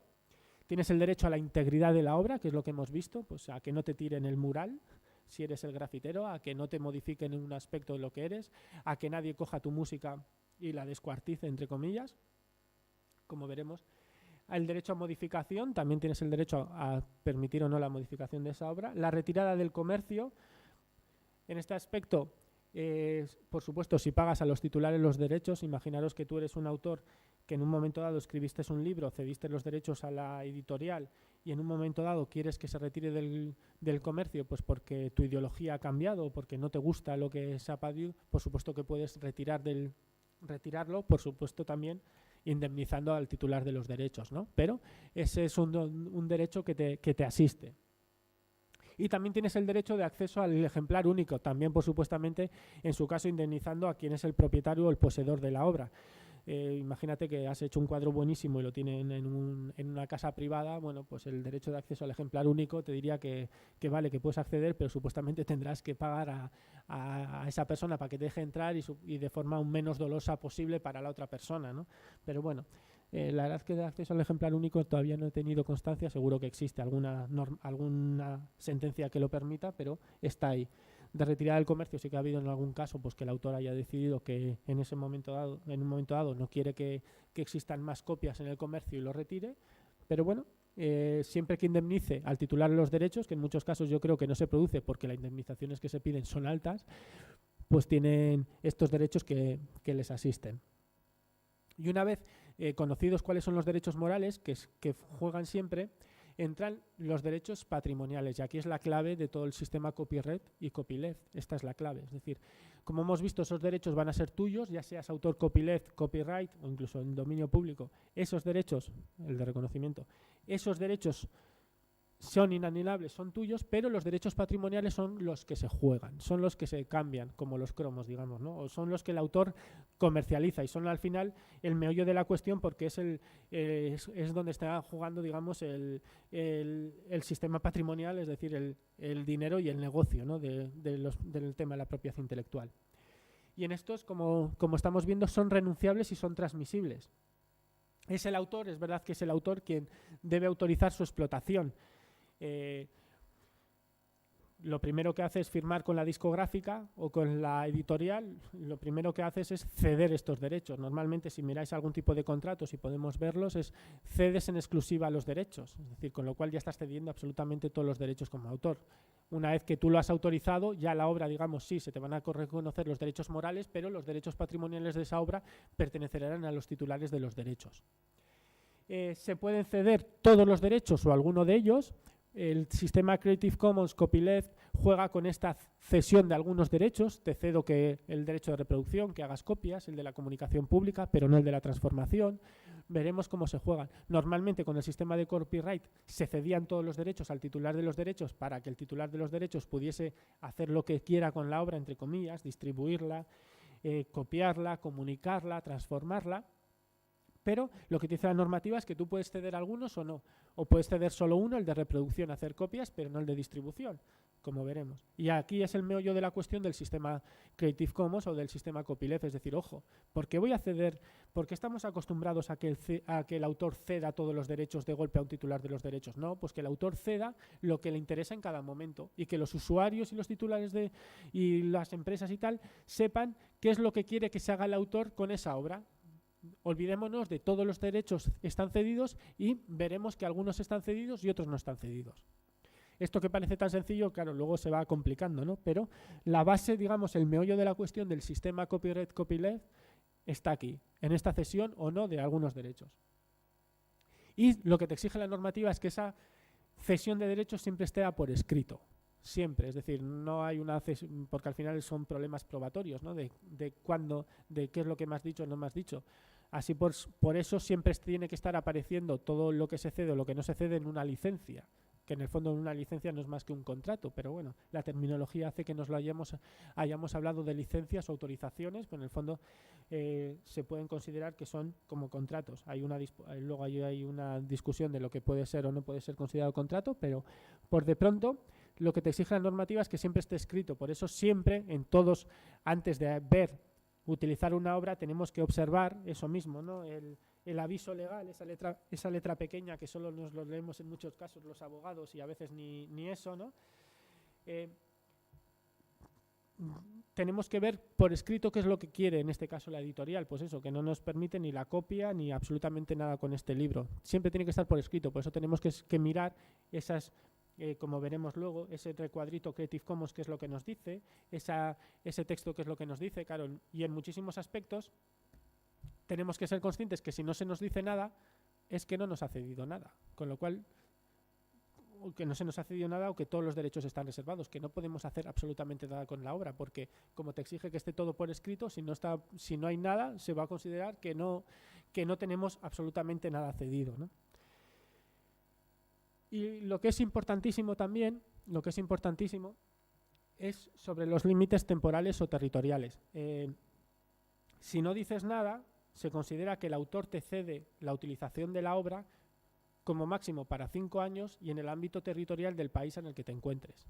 Es decir, si a ti nadie se ha cedido el derecho a hacer la copia o a la comunicación pública, a la distribución, se supone que tú solo vas a poder hacer la distribución de la obra durante un periodo máximo de 5 años y en este caso pues en el territorio, en el país donde te encuentres, en España. No podrías utilizarlo para nada. Por eso en las licencias o en los contratos se suele decir qué ámbito afecta a tu licencia, que muchas veces ya con el sistema en Internet, muchas veces veis que no existen prácticamente límites, que las cesiones son, digamos, sin ámbito territorial, incluso te dicen para ámbito mundial o para ámbito digital o lo que sea, y sin ningún tipo de cortapisa en cuanto al tiempo, sino también, pues eso, durante la duración pues la más larga existente, ¿no? Pero si no se dice nada, como mucho se ceden para 5 años y para el territorio en el que te encuentres. Las licencias Creative Commons de este tipo, si os dais cuenta o luego veremos, al final se ceden per secula, como digamos, per secula seculorum y para todo el ámbito mundial.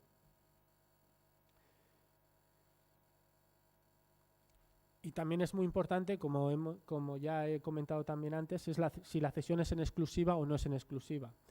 ¿Eso qué significa? El autor ha podido ceder en exclusiva a alguien la obra, con lo cual no va a poder ceder absolutamente a nadie más esa obra. Es decir, yo he dado el libro a la editorial y le he cedido en exclusiva esos derechos. Es la editorial la única que va a poder utilizar esas obras. El autor no va a poder ir a otro autor, a otra editorial a darle la obra. ¿Por qué? Porque es una cesión en exclusiva. Significa que solo esa editorial. O no en exclusiva. Claro, al final la exclusividad o no exclusividad es cuánto más te paguen o no. Supuestamente una cesión en exclusiva va a estar más pagada que una cesión en exclusiva. Si alguien tiene la exclusiva de una obra, por supuesto que va a costar más que si no tienen exclusiva la obra. Pero también con el sistema de copyleft o Creative Commons lo que se tiende es a ser amplios, es decir, que son cesiones no exclusivas. Yo puedo utilizar esa foto, pero que seas consciente el autor, que el autor te está diciendo que esa misma foto que tú la vas a utilizar con fines comerciales o no, él se la puede estar cediendo a más gente, que es lo que pasa en Internet. Si yo la subo una fotografía o subo un texto en la que yo soy el autor, claro, ¿cómo vas a poner que son cesiones en exclusiva? ¿En exclusiva a quién? Pues lo que se hace con ese tipo de licencias es decir, bueno, pues no son cesiones, son cesiones no en exclusiva. Tú puedes utilizarlo, pero si viene otra empresa también lo va a poder utilizar, si viene una administración pública también lo va a poder utilizar, y así también ad infinitum, ¿no? Es importante, y como digo, muchas veces al final son temas remuneratorios, es decir, por supuesto que una cesión en exclusiva se va a pagar más que una cesión no exclusiva. Así que es muy importante, repito, en que ese tipo de licencias Creative Commons está por escrito, esos contratos están siempre por escrito, y que se establezcan eso, tanto los límites como los tipos de cesiones, y que si se ceden todos o no se ceden todos los derechos, si se ceden algunos y qué derechos se ceden y con qué tipo de modalidades. Y ya a lo que nos queda saber es, bueno, y de esto me estás hablando, ¿cuáles son los derechos realmente, ¿no? ¿Cuáles son los derechos patrimoniales? ¿Cuáles son los derechos que se juegan? Que luego veremos en el sistema Creative Commons cómo se respaldan en ellos, ¿no? Pues son el derecho de reproducción, el derecho de distribución, el derecho de comunicación pública y el derecho de transformación. Reproducción no es darle al play, reproducción es hacer copias. Es decir, el derecho de reproducción es fijar de cualquier forma toda clase de obras en un medio que permita su comunicación y la obtención de copias. Las copias de películas, la digitalización de obras, la fabricación de fonógrafos. Es decir, que alguien nos esté cediendo el derecho de reproducción es que lo que nos está diciendo es que podemos hacer copias de la obra. Y también, aunque aquí no se dice, por ejemplo, ejercitar un derecho de reproducción significa escanear la obra también. Es decir, que si en un momento dado en vuestro trabajo vais a tener que escanear queréis escanear un libro, tenéis que ser conscientes si tenéis el derecho a reproducción de esa obra. Y como luego veremos, quizá el de comunicación pública o el de distribución. Escanear es ejercer un derecho de reproducción. Hacer la copia del CD es un derecho de reproducción. Hacer la digitalización de las obras en ese aspecto, pasarlo de un formato analógico a un formato digital, es un derecho de reproducción de la obra. Y la fabricación de fonogramas. Plasmar la música en un papel también es un derecho de reproducción de la obra. Y el derecho de distribución, poner a disposición del público el original o copias en soporte tangible. Que esto es importante de diferenciarlo con la comunicación pública. Soporte tangible es la venta, el alquiler, el préstamo o cualquier otra forma, ¿no? Es decir, poner a la venta el libro, pero en un soporte tangible, prestar el libro, alquilar el libro, o la película o lo que sea, es un derecho de distribución de la obra. Es decir, pues tenemos que ser conscientes de si tenemos en nuestro trabajo esa obra que es de un autor o de una editorial. ¿Nos permite hacer copias? Bueno, pues tenemos el derecho de reproducción, vale, podemos distribuirlas, es decir, podemos esas copias que hemos realizado a su vez distribuirlas para venderlas, alquilarlas o hacer préstamos de esa obra. Bueno, pues si tenemos el derecho de distribución cedido, podemos hacerlo. Si no lo tenemos cedido, solo podríamos hacer la copia y quedárnoslo y poco más, ¿no?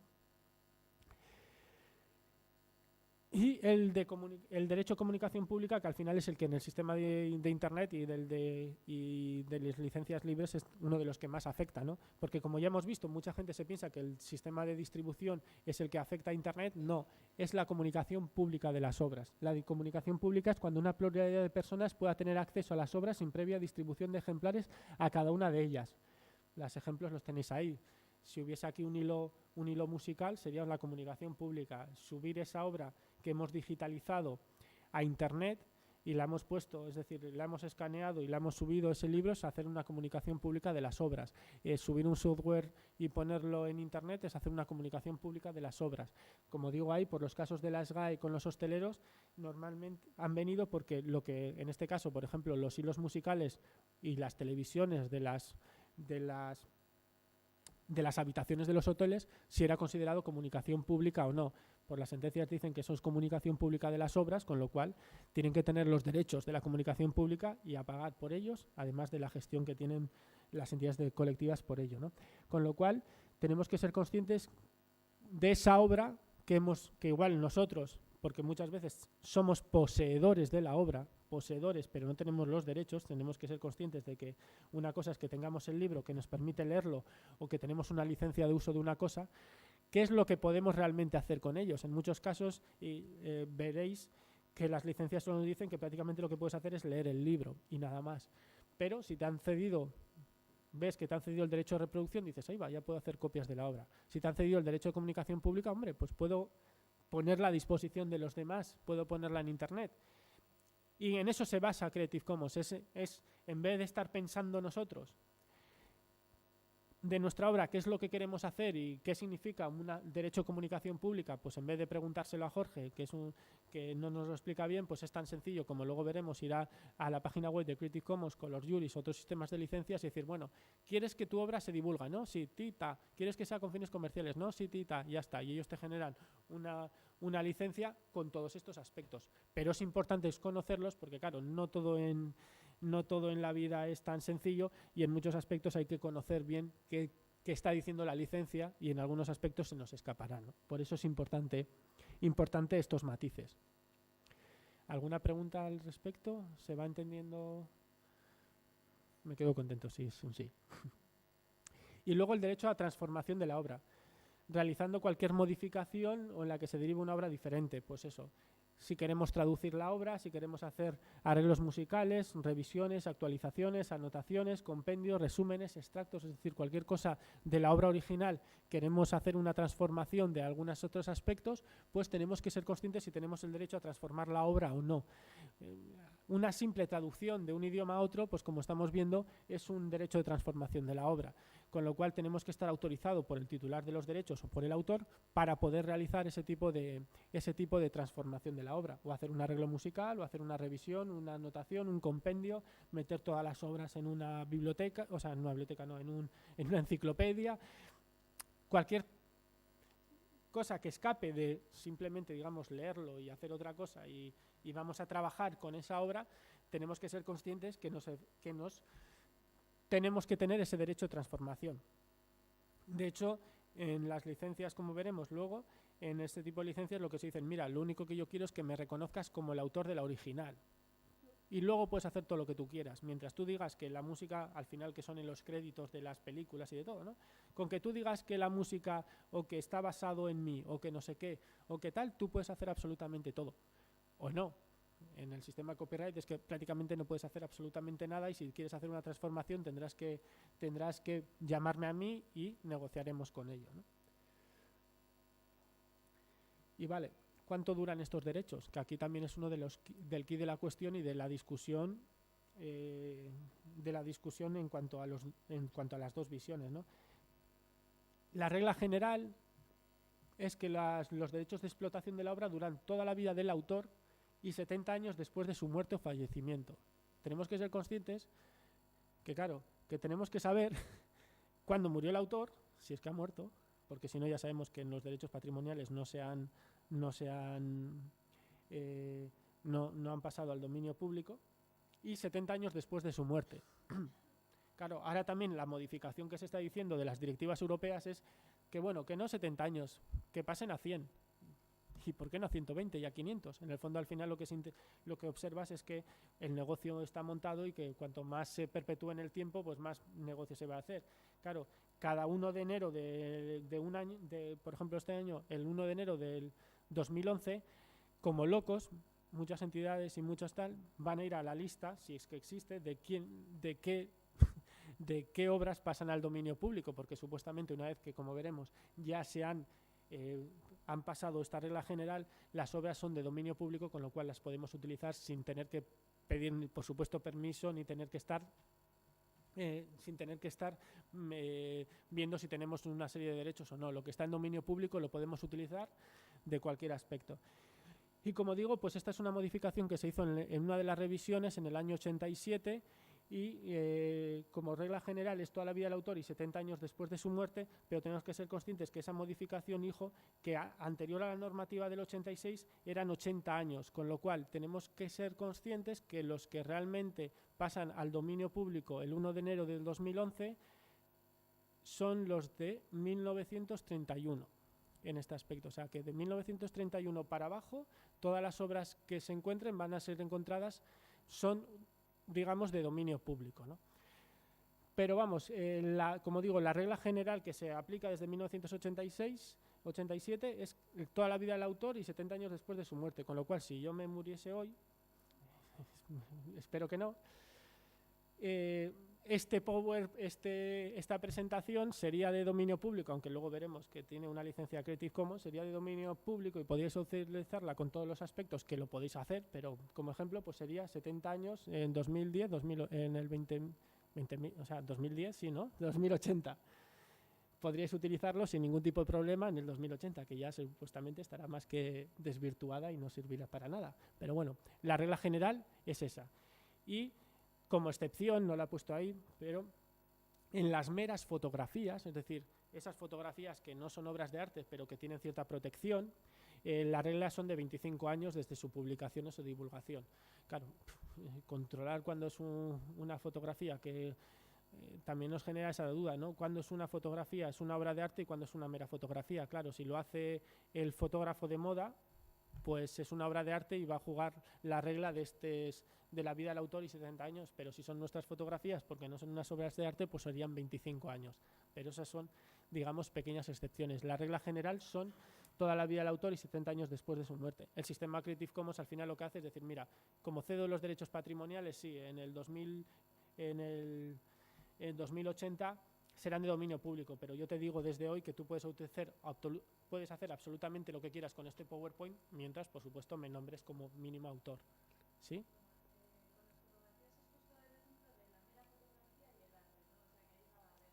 Sí.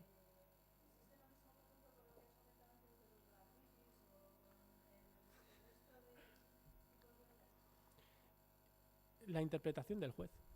Es que no nos queda más remedio que ser conscientes que lo que para uno es obra de arte, para otro es una gamberrada. Eso también es el paradigma en muchos aspectos. Claro, ¿quién dice que una obra es original? Pues un juez. ¿Quién dice que original, entre comillas, original sí que puede ser más fácil de probar, ¿no? Pero la originalidad de una obra, ¿quién decide que eso es una obra de arte o no es una obra de arte? Claro, si está hecho, yo qué sé, me ha salido Agatha Ruiz de la Prada un diseño, pues vale, ya está concebida como tal. Y si lo he hecho yo, ¿por qué no? ¿No? O sea, en cierta forma, al final, si juegas, parte de la base de que todos somos autores, ya al final todos somos artistas. Es que últimamente también hay que tener casi consciente y tener cuidado y de partir de la base de que todos somos artistas, ¿no?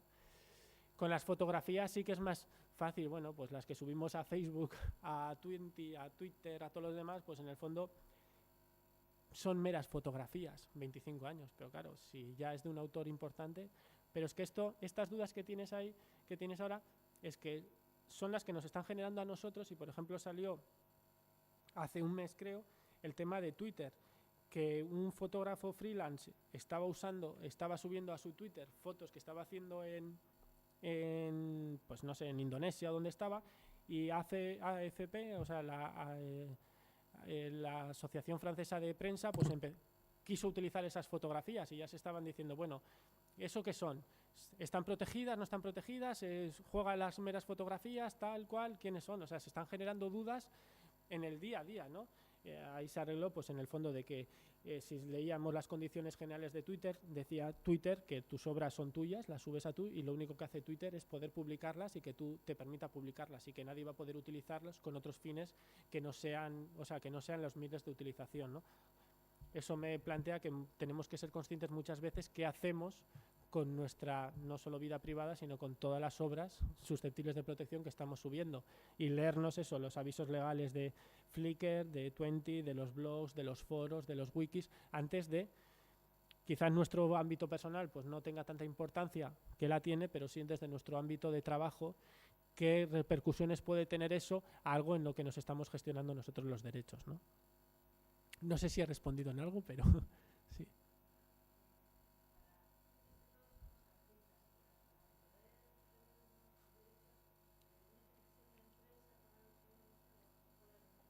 Nada, tú eres solo artista por el simple hecho de escribir.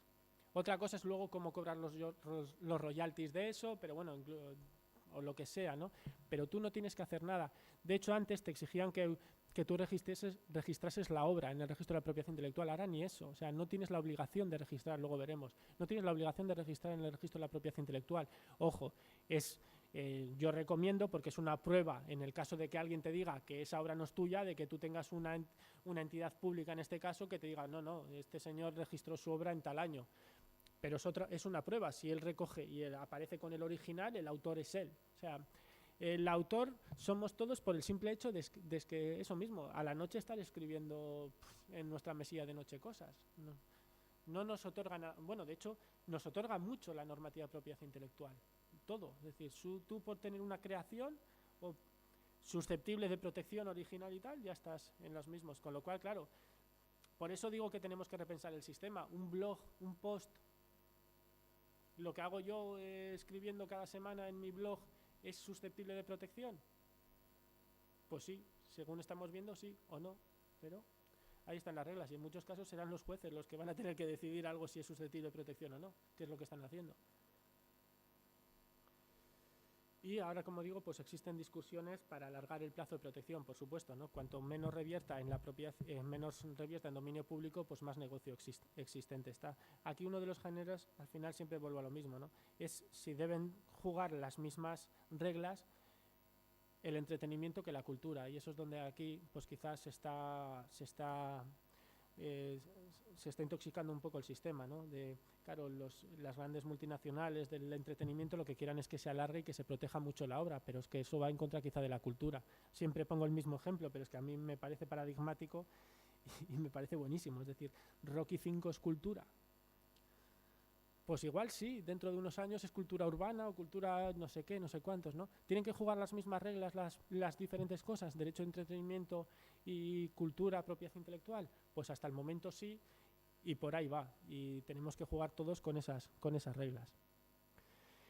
Y una vez que pasa en los derechos, una vez que pasan la regla general de los 70 años, como hemos visto con esa modificación de los 80 años, pasan al dominio público. Pasar al dominio público es que una vez, como digo, que se ha pasado el tiempo, se puede utilizar esa obra por cualquiera, respetando, por supuesto, la autoría. Tú puedes coger la música, el pentagrama de la obra de Mozart y utilizarla, por supuesto. Luego, claro, existen derechos conexos, no puedes utilizarle la edición de Von Karajan del no sé cuánto, pues porque tiene sus diferentes, pero si tú tienes digamos, si ha pasado el tiempo, la obra se puede utilizar. ¿Qué es lo que está sucediendo? Y es un problema que está recayendo, que claro, con la digitalización ahora de las obras, cosas que están en dominio público están recayendo otra vez en el sistema de propiedad intelectual. Termino y en el tema de propiedad. Me explico. La obra en sí no está protegida, pero la edición de esa obra sí. Si, por ejemplo, vais a la biblioteca Cervantes o la Biblioteca Nacional y tal, vais a ver que esa digitalización de la obra vuelve a tener derechos patrimoniales, y en este caso también son 25 años sobre esa edición. Claro, la edición digital sí, el original no. A ti lo que te dicen, bueno, si tú quieres utilizar esa obra digital, que sepas que ese titular de los derechos es de la biblioteca que sea. ¿Que quieres el original? Pues vete a la biblioteca que sea, que ahí está la obra que en sí es de dominio público, con lo cual la tecnología está haciendo que recaigamos o puedan estar recayendo obras que estaban en dominio público susceptibles de protección. ¿Tenías?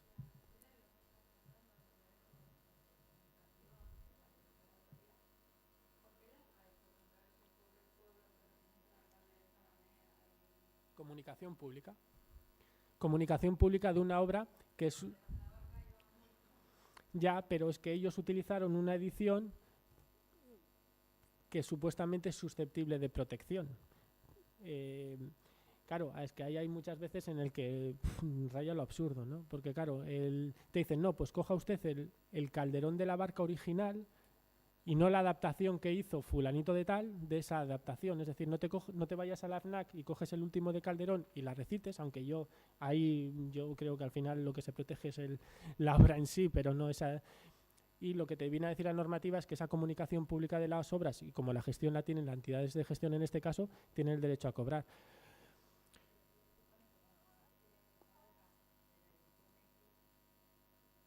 No, porque si lees seguramente este aviso legal, te dice que no puedes ni reproducir, ni tratar, ni transformar, ni préstamo, ni alquiler, ni cualquier otra forma de cesión del uso sin el permiso previo por escrito de titulares del copyright. Con lo cual no te permite hacer nada más que leerlo. No, hombre.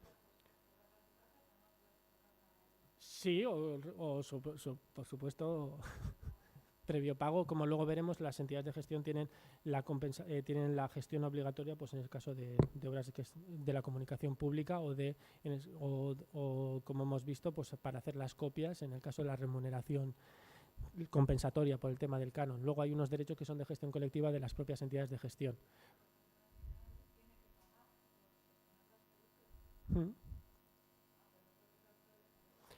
Es decir, sí, o las bibliotecas por lo que nosotros por los libros que cogemos, ellos pagan un préstamo bibliotecario. Otra cosa es que, bueno, gracias a Dios está como está, pero por ese préstamo que tienen que hacerlo, ellos pagan a las entidades de gestión una cantidad, porque hay un préstamo de una obra, con lo cual hay un autor que está dejando de ganar por ese préstamo que las bibliotecas están haciendo.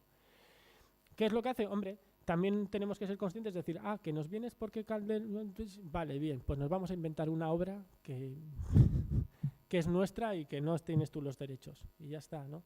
En cierta forma también es el sistema. El sistema Creative Commons nació de que, joder, ¿para todo me vas a pedir autorización? Pues vamos a buscarnos un sistema que los autores ya nos estén diciendo para qué podemos utilizar las obras. Por eso mismo. Bueno, libre, entre comillas. Si la hemos cogido es una obra que está licenciada en Creative Commons o en Copyleft o que el autor nos permita, no tendríamos esos problemas, supuestamente.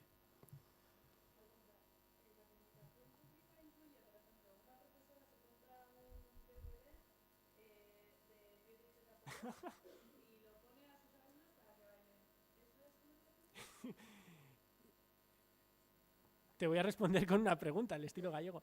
Lo que hacen las peluquerías con la música, poner la radio...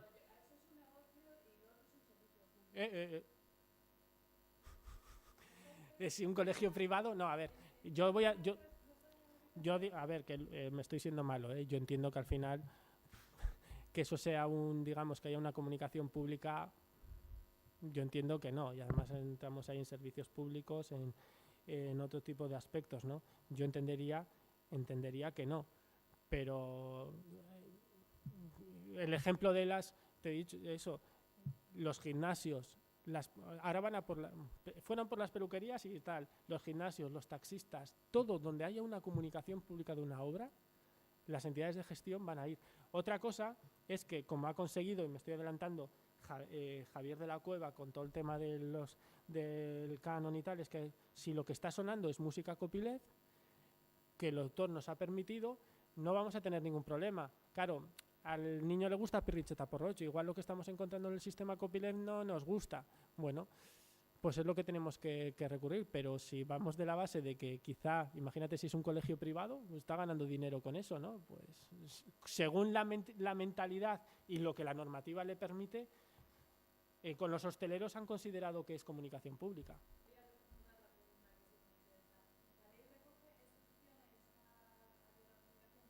Sí, luego no. Es que nosotros también estamos propagando muchas veces que haya muchas más excepciones. Es que no es...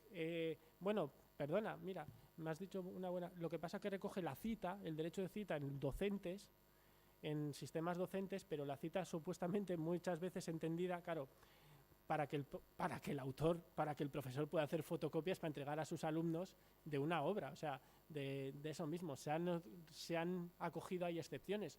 Hombre, si la estiro un poco,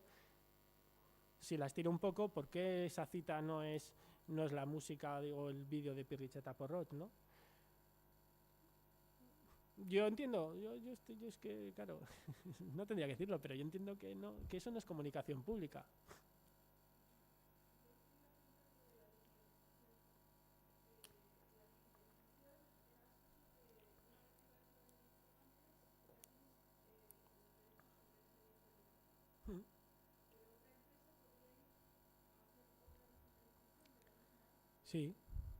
Sí, otra cosa es que la entidad o la institución te deje, ¿no? Acceder, entre comillas. Luego ahí se generan otros problemas, pero por de pronto ¿por qué no, no? ¿Por qué no te permiten? Lo que, en este caso, lo que te hará la biblioteca, por supuesto, es seguramente si es una institución cultural no te va a dar ningún problema en cederte esa obra digitalizada. Para ellos yo creo que también es un horror que vaya otra empresa a gestionarles esa digitalización de las obras, ¿no? No sé si me explico. Supuestamente se podría hacer, pero claro, también quien está gestionando el fondo te podría poner problemas para esa digitalización de la obra, pues porque por conservación pues está en mal estado, ya se ha hecho, no te permita, tal y cual. No sé si con eso te respondo a la pregunta. Ahí ya quizá es más del acceso al ejemplar, del acceso a la obra y quizá, bueno, también con el tema de la reutilización y del acceso a la información y que esta nueva normativa que está surgiendo, ¿por qué no obligar hasta que te accedan ahí? Está claro que las instituciones culturales sí que tienen una excepción a que puedan, de hecho, pueden digitalizar siempre que sea con fines de investigación y de conservación, con lo cual sí que le permite no tener que pedir permiso al titular para hacer esa digitalización, pero ojo, siempre que sean instituciones culturales, bibliotecas y tal, para ese fin de conservación de la obra. Otra cosa es que luego tú la subas a internet o la comunicación pública o de cualquier tipo de esas obras. Sí que ellos tienen una excepción o sí que existe esa excepción en la normativa. Pero vamos, todo es preguntarles a quien tenga el fondo, oye, ¿me permites digitalizarlo? Pues seguramente te pondrá algún tipo de trabas o igual te dice, mira, pues utiliza mi copia, utiliza la mía y ya está, y se firma algún tipo de convenio y se cede, ¿no? No creo que va más para allí. Además, bueno, de la digitalización también se podía hablar largo y tendido, ¿no? Porque se está haciendo mucha digitalización, pero cuidado cómo se hacen las digitalizaciones, con qué formatos, porque claro, tenemos que ser conscientes que hasta ahora sabemos cuánto aguanta el papel, pero el sistema tecnológico no lo conocemos todavía. Sabemos que un CD, un DVD tiene 10 años de vida, pero y un PDF, y si cambia el sistema, y si tal, ¿no? Hay muchísimas preguntas, ¿no? Google, ahora sé que Google va todo contento a todas las instituciones culturales, te dicen, tranquilos, yo te digitalizo y encima te doy una copia ya, pero ¿qué copia te da? Un PDF, ¿qué puedes hacer luego con eso? Y si desaparece, ¿no? Generan muchas más preguntas, incluso técnicas y luego jurídicas, ¿no? ¿Alguna otra pregunta teníais por ahí?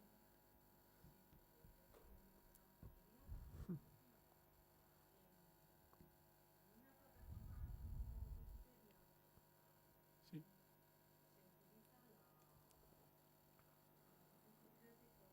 Sí.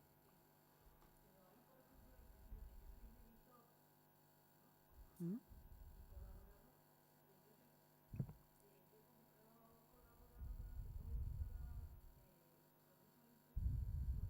Luego lo veremos. Sí, supuestamente, para que veas el caso, ¿eh? Si es una obra que solo te dice que la licencia, que el reconocimiento, puedes hacer cualquier cosa con la obra siempre que digas quién es el autor. Y ya está.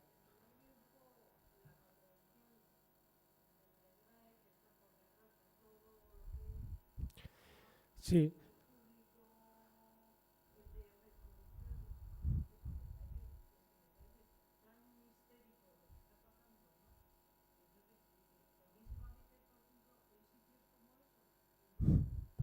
y antes iba a meter en peluquerías y en el legislador, pero mm, el problema de todo este tema es que se ha dejado en manos de entidades privadas una gestión pública. Bien, se hace muy a menudo, pero es que tiene una yo creo que se han dado cuenta, el legislador tampoco no es tonto, luego otra cosa es que funcione con lobbies, pero no es tonto, se ha dado cuenta que ha dado un arma muy poderosa a unas entidades de gestión que si encima han tenido pues los problemas que han tenido, la voracidad que han tenido, se está generando más problemas de las que sean, y al final no puede ser más que la administración no haya hecho tal dejación en su actividad y que gestione o vigile un poco más qué se hace con eso, qué se hace, y sobre todo una de las cosas que hablo, que se establezcan más excepciones en la normativa, porque cada vez que la normativa se modifica, y es el miedo que nos da a nosotros, es que se recortan encima derechos o excepciones a la copia privada, a la cita, a la seguridad, se van restringiendo, y cada modificación es a pagar, a pedir, cosa que igual, bueno, pues igual yo estoy equivocado y es lo que tiene que hacer, no lo sé.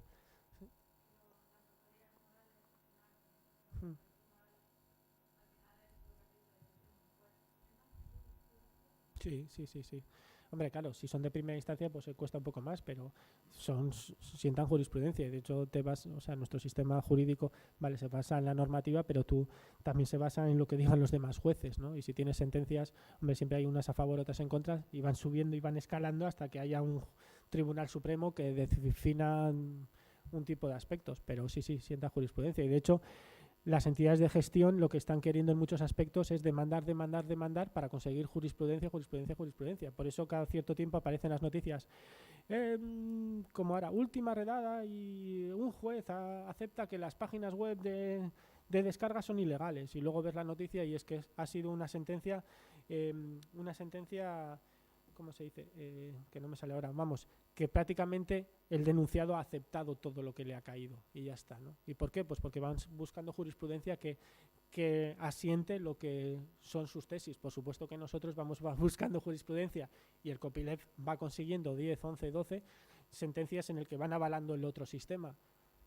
¿Para qué? Pues para intentar que algún día lleguen más para arriba todas y ya haya una jurisprudencia, pues por lo menos decente para todo el sistema, ¿no? Dicho de forma muy, digamos, sin meterme mucho en profundidad en el tema. ¿Alguna duda más? Y en cuanto a las excepciones, como ya hemos visto, por los derechos morales, de los derechos patrimoniales y lo que juega todo el tema de copyleft, ¿cuáles son las excepciones, ¿no?, a tener que pedir autorización al titular de los derechos? Pues son esos que están ahí redactados. Ya he hablado de la copia privada, del canon. Por supuesto, puedes hacer copias de obras obtenidas lícitamente. La seguridad, por supuesto que la seguridad nacional siempre está por encima de todos los derechos. La cita e ilustración, pero ojo, solo en la enseñanza, en instituciones docentes, solo se puede utilizar en eso. O sea, se nos ha quitado hasta la cita en nuestro día a día. Yo muchas veces digo que utilizo Creative Commons o lo que nos permiten las licencias Creative Commons es poder citar. Es decir, lo que yo hago en el blog, por ejemplo, de coger y decir, oye, pues como tal dijo David Maeztu, como tal dijo Javier de la Cueva, como tal dijo el abogado de no sé qué en tal web, y coger ese texto, lo hago gracias a que ellos tienen licencias Creative Commons, licencias copyleft, en el que me permiten la utilización de esa parte de esa obra siempre que les nombre, ¿no? Porque si no, no podría hacer ningún tipo de cita en ningún tipo de aspecto. Ojo, a no ser que sea en la enseñanza un centro docente y además te expliquen de qué centros docentes, o sea, no cualquier cosa, sino de la enseñanza reglada. La paradigma se da, aquí no hay, que tú no siquiera, imagínate que emites un libro y lo que sucede que tú pones una cita en el primer capítulo que te ha quedado genial de, yo qué sé, de un autor, digamos, yo qué sé, de Ken Follett, y pones ahí tal y cual. No, es que no puedes hacer eso si no tienes la autorización del autor. Es decir, tendrías que llamarla a Ken Follett para decirle, oye, mira, Ken, que en el capítulo 1 he puesto un párrafo tuyo ahí porque queda muy bon para los siguientes. No puedes. ¿Por qué? Porque la cita solo está permitida en la enseñanza y para eso tendrías que pedir la autorización. Con el sistema Creative Commons y Copyleft, digo, bueno, pues este tiene una licencia de reconocimiento, voy a poder poner aquí la cita que ha hecho, en este caso, otro autor Copyleft, porque me lo permite y encima solo le reconozco, ¿no? Y ya está, o sea, esos son los tijeretazos que al final van dando y haciendo que el sistema no funcione, pero que haya otras cabezas pensantes que les van dando la vuelta. También sí que se permite excepciones en trabajos sobre temas de utilidad, sobre todo de actualidad, perdona, pues eso, pues que yo que sé, que los chavales estén haciendo unos recortes de prensa de lo que se está haciendo, tú puedes estar haciendo unos repositorios de noticias que van surgiendo. Ojo, aquí jugó con todo el tema, no sé si os suena el press clipping, empresas que se dedicaban a recoger recortes periodísticos, que la normativa vino a decir, oye, si tú estás haciendo un uso comercial de todo ello, tienes que pedir autorización. Si no haces un uso comercial de eso, pues no tendrías que pedir en ese caso autorización, ¿no? Utilización de las obras con ocasión de informaciones de actualidad y de las situadas en vías públicas. Por supuesto que tú vas para tu fotografía de vacaciones, que menos que no puedas hacer la obra o sea, sacarte una foto en el Guggenheim, ¿no? Si el Museo del Guggenheim, como hemos visto, es una obra susceptible, pues, que menos que te puedas hacer si está en la vía pública. Pues de esto también se está empezando a discutir mucho, si eso se puede o no puede hacer. Por de pronto te lo deja ahí. Actos oficiales y en las ceremonias religiosas, por supuesto que podemos utilizar la música. Es curioso que en el banquete tenemos que pagar en las SGAE, pero dentro de la iglesia pues no tendríamos que pagar. La parodia, por supuesto que para la parodia se puede utilizar, Lo que pasa que aquí también hay veces que se considera parodia y que no se considera parodia, pero por de pronto si queremos hacer una parodia, y de hecho se ha hecho muchísimo en televisión o en tal, de una obra se puede realizar. Y la tutela del derecho de acceso a la cultura, que aquí trae de cabeza muchos aspectos, es decir, la propia administración podría tutelar ese derecho de acceso a la cultura, acceder a esa obra por proteger que todos tengamos, todos los ciudadanos tengamos ese acceso a la cultura, ¿no? Y que esos legajos, en vez de estar cerrados bajo llave, como está sucediendo en la actualidad, o que los herederos de la generación del 27 se estén pegando porque saben que se les acaba el plazo, estén pegándose por los derechos de esas obras, pues en este caso la administración, si ejerciese ese derecho a tutela de acceso a la cultura, podría acceder a esos bienes que están, digamos, protegidos y hacerlos accesibles, ¿no? Por de pronto pues no está ahí y se utiliza en contadas, por no decir que no se utiliza, pero esos son los límites, ¿no? Y eso es la normativa de propiedad intelectual. Hacemos un descanso y luego pasamos, pero muy básico. Por supuesto que luego hay derechos conexos que se pueden, pero sí que me interesaba porque al final es la base para entender el Creative Commons y yo creo copyleft, esa es la base, ser conscientes de que hay unos derechos morales que siempre van a tener sí o sí que cumplirse y hay unos derechos patrimoniales que son con los que nosotros vamos a poder jugar y gracias a ellos y gracias a estos sistemas van a ser los que nos van a permitir que nuestras obras se utilicen o que podamos utilizar obras de autores o de titulares de los derechos que así mismo nos lo permiten poniéndonos sus reglas, ¿no? Y por mi parte, si no hay ninguna pregunta, hacemos un descanso, que ya son que son 11:30 o así, de no sé cuánto tiempo, media horita. Y luego ya pasamos a... Bueno, ¿una pregunta?